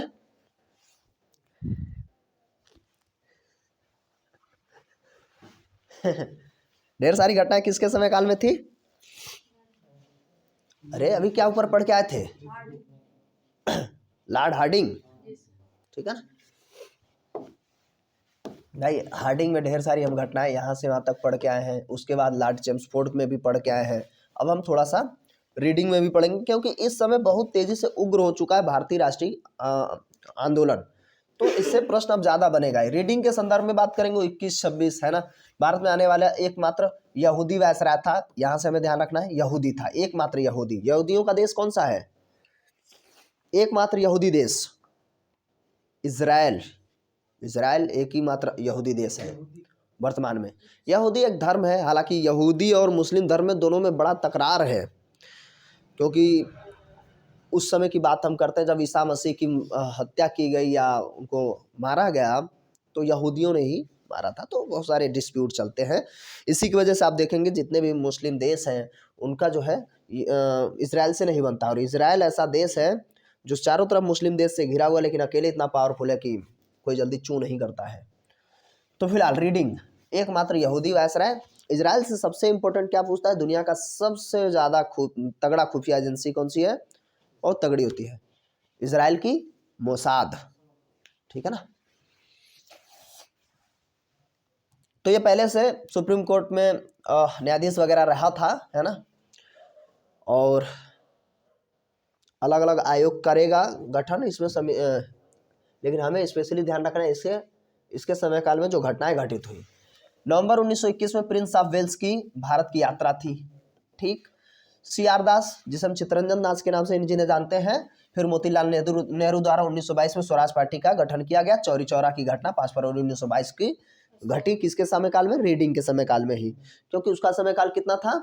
1921 से लेकर के 26 तक। उसके उपरांत प्रशासनिक सेवाओं में उम्मीदवारों के चयन के लिए दिल्ली और लंदन में 1923 में एक साथ परीक्षा की व्यवस्था कर दी गई। ये बड़ी बात थी, है ना। पहले क्या था, पहले कार्नवालिस के समय शुरू किया गया, लेकिन आपको एग्जाम देने बाहर जाना पड़ता था, मतलब इंग्लैंड जाना होता था। अभी भारत में भी आप दे सकते थे ICSE एग्जाम की। 1924 में कानपुर में अखिल भारतीय साम्यवादी दल का भी गठन इसी के समय काल में हुआ था। 9 अगस्त 1925 को काकोरी कांड भी घटित हुआ, ये ध्यान रखेंगे। 9 अगस्त 1925 काकोरी कांड, ठीक है। काकोरी कांड कहाँ? शाहजहांपुर में काकोरी कांड हुआ था। काकोरी कांड का षड्यंत्र ये सब अंग्रेज लिखते हैं, हमारे लिए तो अच्छा ही था ना, ट्रेन लूट लिया गया था। हाँ, 1922 में चित्तरंजन दास और मोतीलाल नेहरू ने स्वराज पार्टी का गठन कर दिया है, ठीक। ये इंपोर्टेंट तथ्य है, ठीक। लॉर्ड रीडिंग 1926 तक है, 21 से। लॉर्ड इरविन, गांधी इरविन समझौता सबसे ज्यादा हम ध्यान रखते ही हैं, उसके अलावा भी बहुत कुछ हमें ध्यान रखना है। 1926 से 1931 तक लॉर्ड इरविन क्या रहा है? अभी तक जो है क्या चल रहा है? अभी तक वायसराय चल रहे हैं। 1935 का भारत शासन अधिनियम आएगा, पुनः फिर क्या बन जाएंगे? गवर्नर जनरल बन जाएंगे, ठीक है ना, जो मैं शुरुआत में ही बताया था। इसके कार्यकाल में 1928 में साइमन कमीशन भारत आया, ये ध्यान रखेंगे। 1928 में साइमन कमीशन, जिसके विरोध में किसकी हत्या हो गई थी? लाला लाजपत राय की, पता है ना, लाठियों के प्रहार से। वर्ष 1928 में मोतीलाल नेहरू की अध्यक्षता में एक समिति का गठन किया गया, जिसे हम क्या कहते हैं? नेहरू रिपोर्ट के नाम से जानते हैं। 1928 में नेहरू रिपोर्ट आता है, मोतीलाल नेहरू, और एक तरीके से हम कह सकते हैं प्रयास था कि भाई हम लोग भी अपना जो है स्वाधीन हो सकते हैं या संविधान बना सकते हैं। 1929 में इसी के नेहरू रिपोर्ट के एवज में जिन्ना ने क्या किया? 14 सूत्री मांग प्रस्तुत कर दी जिन्ना ने, और जिन्ना को अब समझ में आने लग गया कि अब भाई मुझे अलग देश चाहिए, ठीक है ना। तो मोहम्मद अली जिन्ना को बताइए कायदे आजम कहा जाता था, बाद में उन्होंने एकदम से पलटी मार ली है। उन्हें लगने लगा कि अब नेहरू के सामने मेरी चलेगी नहीं, तो मैं प्रधानमंत्री तो बन नहीं पाऊंगा। तो उन्हें लगा छोटे साम्राज्य का ही या छोटे राज्य का, देश का ही बन जाऊं तो अच्छा है, कुछ ऐसा। और बाकी और भी बहुत सारे कि पाकिस्तान की मांग किसने की, या इस तरीके के प्रश्न बनते हैं, किसने मांग की थी, मतलब पाकिस्तान शब्द किसने दिया था सबसे पहले।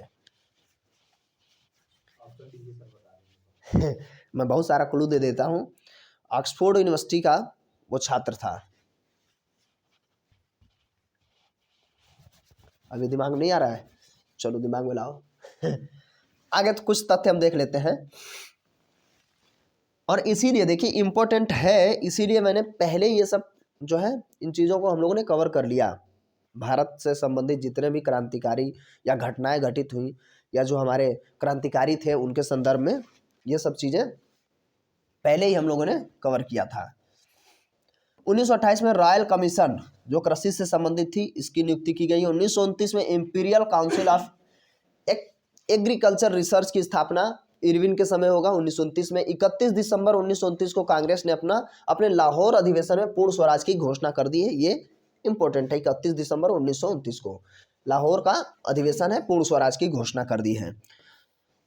26 जनवरी 19 देखिए इसी समय काल में ही क्या था, पहली बार स्वाधीनता दिवस मना लिया गया था। किस तट पर, किस नदी के तट पर?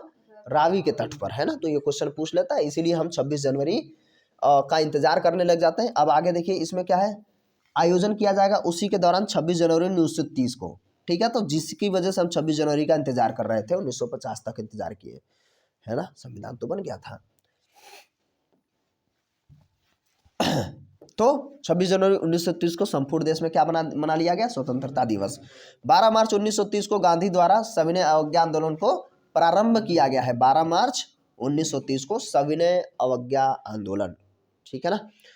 1930 में लंदन में प्रथम गोलमेज सम्मेलन होता है और 5 मार्च 1931 को गांधी इरविन समझौता होता है। गांधी इरविन समझौता में इसी समय बहुत सारे लोग नाराज होते हैं, जो गर्म दल के या गर्मपंथी लोग हैं, उन्हें लगता था कि गांधी जी को, भाई आप 10 बात मांग किए थे, 10 सूत्री, एक और बात कर लेते कि भगत सिंह, राजगुरु, सुखदेव की फांसी ना हो। तो उन्होंने ऐसा नहीं, तो थोड़ा सा वो अलग विषय है। लेकिन ये 5 मार्च 1931 को गांधी इरविन समझौता होता है, ये हमें ध्यान रखना है। अगर मैं गोलमेज सम्मेलन की बात करूं तो पहला गोलमेज सम्मेलन कब हुआ था, 1930 में, कांग्रेस की तरफ से कोई भाग नहीं लेगा। दूसरा गोलमेज सम्मेलन 1931 में कांग्रेस की तरफ से भाग लेंगे कौन, गांधी जी। तो गांधी जी क्या करेंगे, भाग लेंगे कांग्रेस की तरफ से। और यही समय था जब वहाँ का प्रधानमंत्री विंस्टन चर्चिल था, और जब ये पहुँचे हैं वहाँ पे तो धोती पहन के गए थे। और क्वेश्चन तो अभी भी पूछ रहा है कि लंगोट कब से पहनना शुरू किए, तो धोती पहनते थे भाई, वहाँ ठंड थी बढ़िया से। तो अब विंस्टन चर्चिल ने देखा तो उसने क्या कहा कि हाफ न्यूड मैन, है ना, अर्धनग्न फकीर। तो किसने कहा है, विंस्टन चर्चिल ने, किसको, गांधी जी को। और यही दूसरा गोलमेज सम्मेलन था जिसमें कहा गया है उन्हें। फिर 1900 ये प्रश्न पूछ लेता है ना कि कब क्या हुआ था, कौन सा अधिवेशन कब, तो तीसरा वाला गोलमेज सम्मेलन 1932। ये इस समय वही विचार चल रहा था ब्रिटेन में, गोलमेज का मतलब वहाँ पे बैठक चल रही थी कि कैसे आपको किस तरीके से हम आज़ाद करें, ये इन बातों पे चर्चा चल रही थी। लेकिन तीनों में भाग लेने वाले व्यक्ति अम्बेडकर साहब थे, क्योंकि वो पहले जो है अपना जो है आरक्षण, हम कह सकते हैं, आरक्षण तो नहीं कहेंगे, प्रतिनिधित्व का मांग कर रहे थे कि इतना जो है हम लोगों का प्रतिनिधित्व होना चाहिए अंग्रेजों से पहले आप ये चीज़ें डिवाइड कर दीजिए, उसके बाद आप आज़ाद करिए, ऐसा अम्बेडकर जी कहते थे। इसी की वजह से कहीं ना कहीं बाद में हो जाता है गांधी और अम्बेडकर जी में थोड़ा सा, हाँ, तनातनी हो जाता है। तो उसी के एवज में क्या होता है, पूना पैक्ट होता है। तो पूना पैक्ट कब हुआ था, 1932 में पूना समझौता या पूना पैक्ट होता है, ठीक है ना। तो ये गांधी इरविन समझौता भी हो गया। अब हम बात करेंगे लॉर्ड विलिंगडन, ठीक है ना, 1931 से 36 तक रहा। इससे बहुत ज़्यादा हमें ध्यान, हालांकि घटनाएं तो घटित हो रही हैं, इसका बहुत ज़्यादा कोई काम नहीं था। हाँ, 1932 में, अगस्त 1932 में रैबजे मैकडोनाल्ड ने प्रसिद्ध सांप्रदायिक निर्णय की घोषणा कर दी। यरवदा जेल में बंद महात्मा गांधी ने उसका दृढ़ता से विरोध किया। तो एक क्वेश्चन हमें यही ध्यान रख लेना है कि यरवदा जेल में गांधी जी को बंद कर दिया गया था, ठीक है ना। अब देखिए 1931 का टाइम है तो क्या हो जाएगा, दूसरा गोलमेज सम्मेलन, तीसरा भी इसी के समय काल होगा, तो ये तो कोई बात नहीं है। आगे पूना समझौते पर हस्ताक्षर हुए तथा समझौते में दलित जातियों के प्रश्न पर सांप्रदायिक निर्णय में परिवर्तन कर दिया गया। तो पूना पैक्ट को सांप्रदायिक पंचाट भी तो कहते हैं, ठीक है। विलिंगटन के काल में कुछ महत्वपूर्ण जो घटनाएं घटित हुई हैं उन्हें हमें ध्यान रखना है।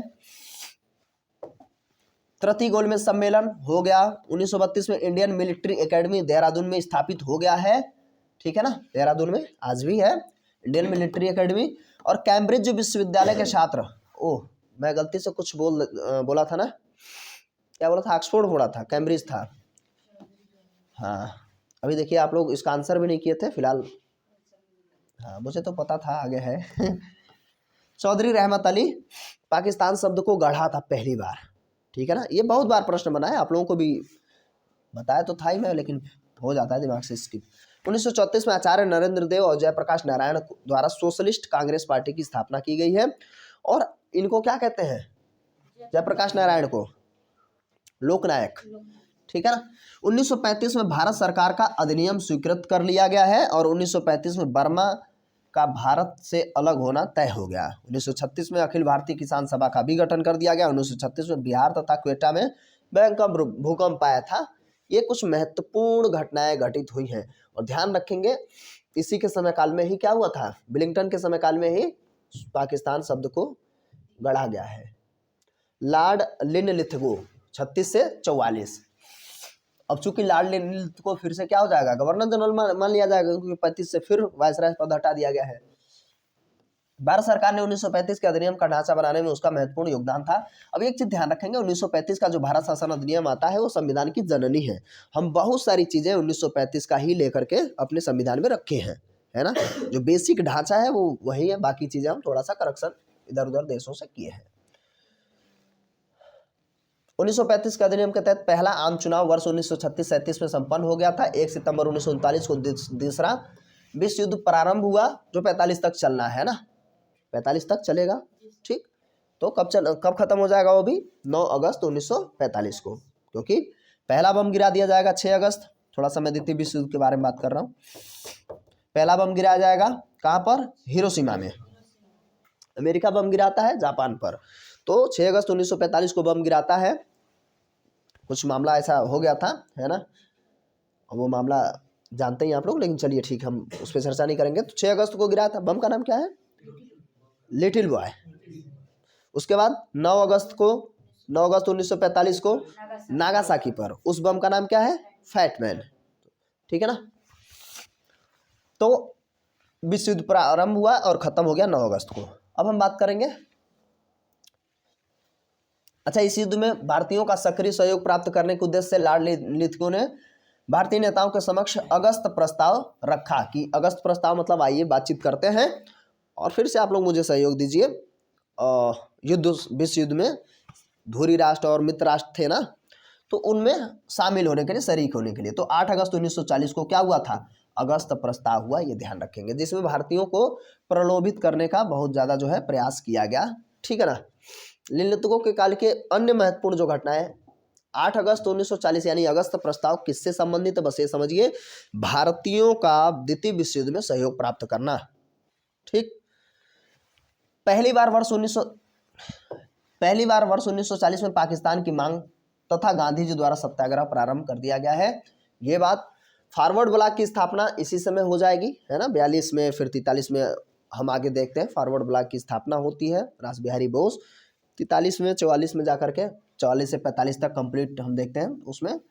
हाँ, ये बार कई बार प्रश्न पूछता है कि इसमें सबसे पहले आज़ाद हिंद फौज जिसे हम कहते हैं, फॉरवर्ड ब्लॉक की स्थापना, तो इन्होंने आज़ाद हिंद फौज की मैं बात कर रहा था अभी गलती से। आज़ाद हिंद फौज में सबसे पहले रानी लक्ष्मीबाई जो है यूनिट बनाया गया था महिलाओं के लिए, ये भी कई बार प्रश्न बनता है। तो फॉरवर्ड ब्लॉक की स्थापना इस समय होगी। व्यक्तिगत सविनय अवज्ञा आंदोलन भी इसी समय शुरू हुआ। 1942 में क्रिप्स मिशन भारत आया था, ठीक है ना, क्रिप्स मिशन भारत आया और भारत छोड़ो आंदोलन की शुरुआत यही हो गई थी, क्रिप्स मिशन के बाद ही, ठीक है ना। लॉर्ड वेवेल 1944 से 47, और ये अब देखिए ये कहीं ना कहीं अंतिम है, वेवेल, है ना, उसी समय भारत स्वतंत्रता अधिनियम भी आएगा। दूसरा विश्व युद्ध, लॉर्ड वेवेल,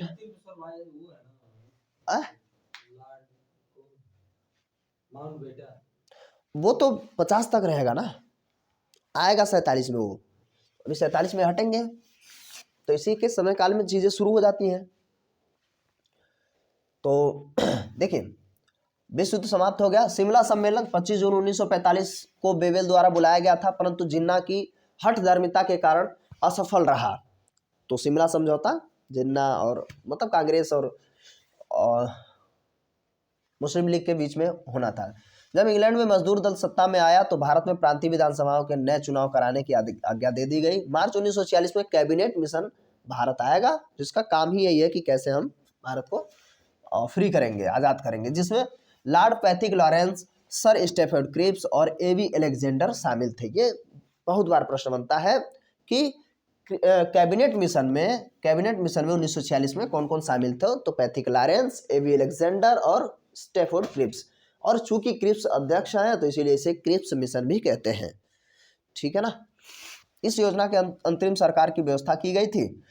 भारत का संविधान बनाने के लिए कार्य पद्धति का विचार पेश किया गया था। तो 1946 में भारत का अंतरिम सरकार का गठन कर दिया जाता है। उसमें प्रश्न बनता है कि कौन अंतरिम सरकार में किसके पास कौन सा मंत्रालय था, इस तरीके से, है ना। तो ये ध्यान रखेंगे। वेवेल के काल में अन्य जो घटनाएं घटित हुई हैं, नवंबर 1945 में आज़ाद हिंद फौज के सैनिकों पर लाल किले में मुकदमा चलाया गया है आज़ाद हिंद फौज पर। 18 फरवरी 1946 को 9 सैनिकों द्वारा विद्रोह कर दिया गया है। किसके समय काल में? वेवेल के समय काल में, है ना। 16 अगस्त 1946 को मुस्लिम लीग द्वारा सीधी कार्रवाई दिवस आयोजन कर दिया गया है। 2 सितंबर 1946 को पंडित नेहरू ने अंतरिम सरकार बनाई थी, ठीक है ना, वही 1946 है। 9 दिसंबर 1946 को संविधान सभा की पहली बैठक होती है जिसमें अध्यक्ष चुने जाते हैं, जो अस्थायी रूप से चुने जाते हैं। नाम क्या है? डॉक्टर सच्चिदानंद सिन्हा बेटिया। 9 दिसंबर 1946 को डॉक्टर सच्चिदानंद सिन्हा अस्थायी अध्यक्ष चुने जाते हैं।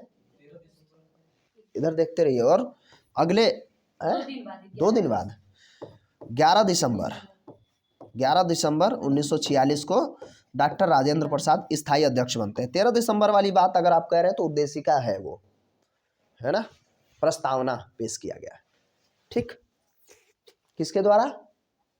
जवाहरलाल नेहरू के द्वारा, ठीक है ना। तो 11 दिसंबर को डॉक्टर राजेंद्र प्रसाद स्थायी अध्यक्ष बना दिए जाते हैं। तत्कालीन ब्रिटिश प्रधानमंत्री क्लीमेंट एटली ने भारत को जून 1948 से पहले स्वतंत्र करने की बात कर दी थी। 1948 से पहले भारत को आज़ाद कर देना है। किसने कहा? कई बार प्रश्न बनता है, जब भारत आज़ाद हुआ तो कौन प्रधानमंत्री था? क्लीमेंट एटली, और घोषणा भी इसी ने की थी।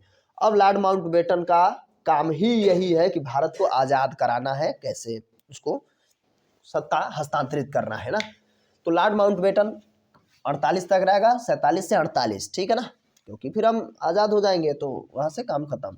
लॉर्ड माउंटबेटन ने मार्च 1947 में लॉर्ड वेवेल के स्थान पर कार्यभार संभाला है। 3 जून 1947 को माउंटबेटन प्लान की घोषणा की गई है। कितने? 3 जून 1947, जिसमें भारत विभाजन की योजना थी। 4 जुलाई 1947 को एटली द्वारा भारतीय स्वतंत्रता विधेयक ब्रिटिश संसद में प्रस्तुत कर दिया गया। क्लीमेंट एटली क्या है? प्रधानमंत्री है।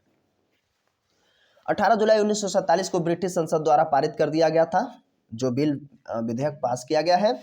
और विधेयक के अनुसार भारत और पाकिस्तान नामक 2 स्वतंत्र राष्ट्रों का निर्माण किया गया। 14 अगस्त को पाकिस्तान और 15 अगस्त को भारत, हिंदुस्तान, इनको स्वतंत्र कर दिया गया। स्वतंत्रता के बाद लॉर्ड माउंटबेटन को स्वतंत्र भारत का प्रथम गवर्नर जनरल बनाया गया है। ध्यान रखेंगे, यहाँ प्रथम गवर्नर जनरल माउंटबेटन को बनाया गया, लेकिन पाकिस्तान में प्रथम गवर्नर जनरल कौन बना? मोहम्मद अली जिन्ना।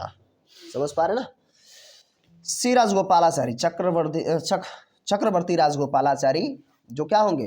प्रश्न आपसे यही तो पूछता है, भारत का स्वतंत्र भारत का प्रथम गवर्नर जनरल, स्वतंत्र भारत का अंतिम गवर्नर जनरल, दोनों यही है। स्वतंत्र भारत का अंतिम भारतीय गवर्नर जनरल चक्रवर्ती राजगोपालाचारी, सी राजगोपालाचारी, ये थोड़ा सा हम ध्यान रखेंगे। 48 से 50 तक रहेंगे, उसके बाद 50 में क्या हो जाएगा? हमारा संविधान लागू, तो वहां से राष्ट्रपति का पोस्ट शुरू। जून 1948 से जनवरी 1950 तक श्री राजगोपालाचारी स्वतंत्र भारत के गवर्नर जनरल रहे हैं। उनके काल में 26 नवंबर 1949 स्वतंत्र संविधान सभा द्वारा भारत का संविधान अंगीकृत कर लिया गया। तो संविधान का अंगीकरण हम जानते हैं 26 नवंबर, है ना, तो इसीलिए 26 नवंबर को क्या मनाया जाता है? संविधान दिवस मनाया जाता है।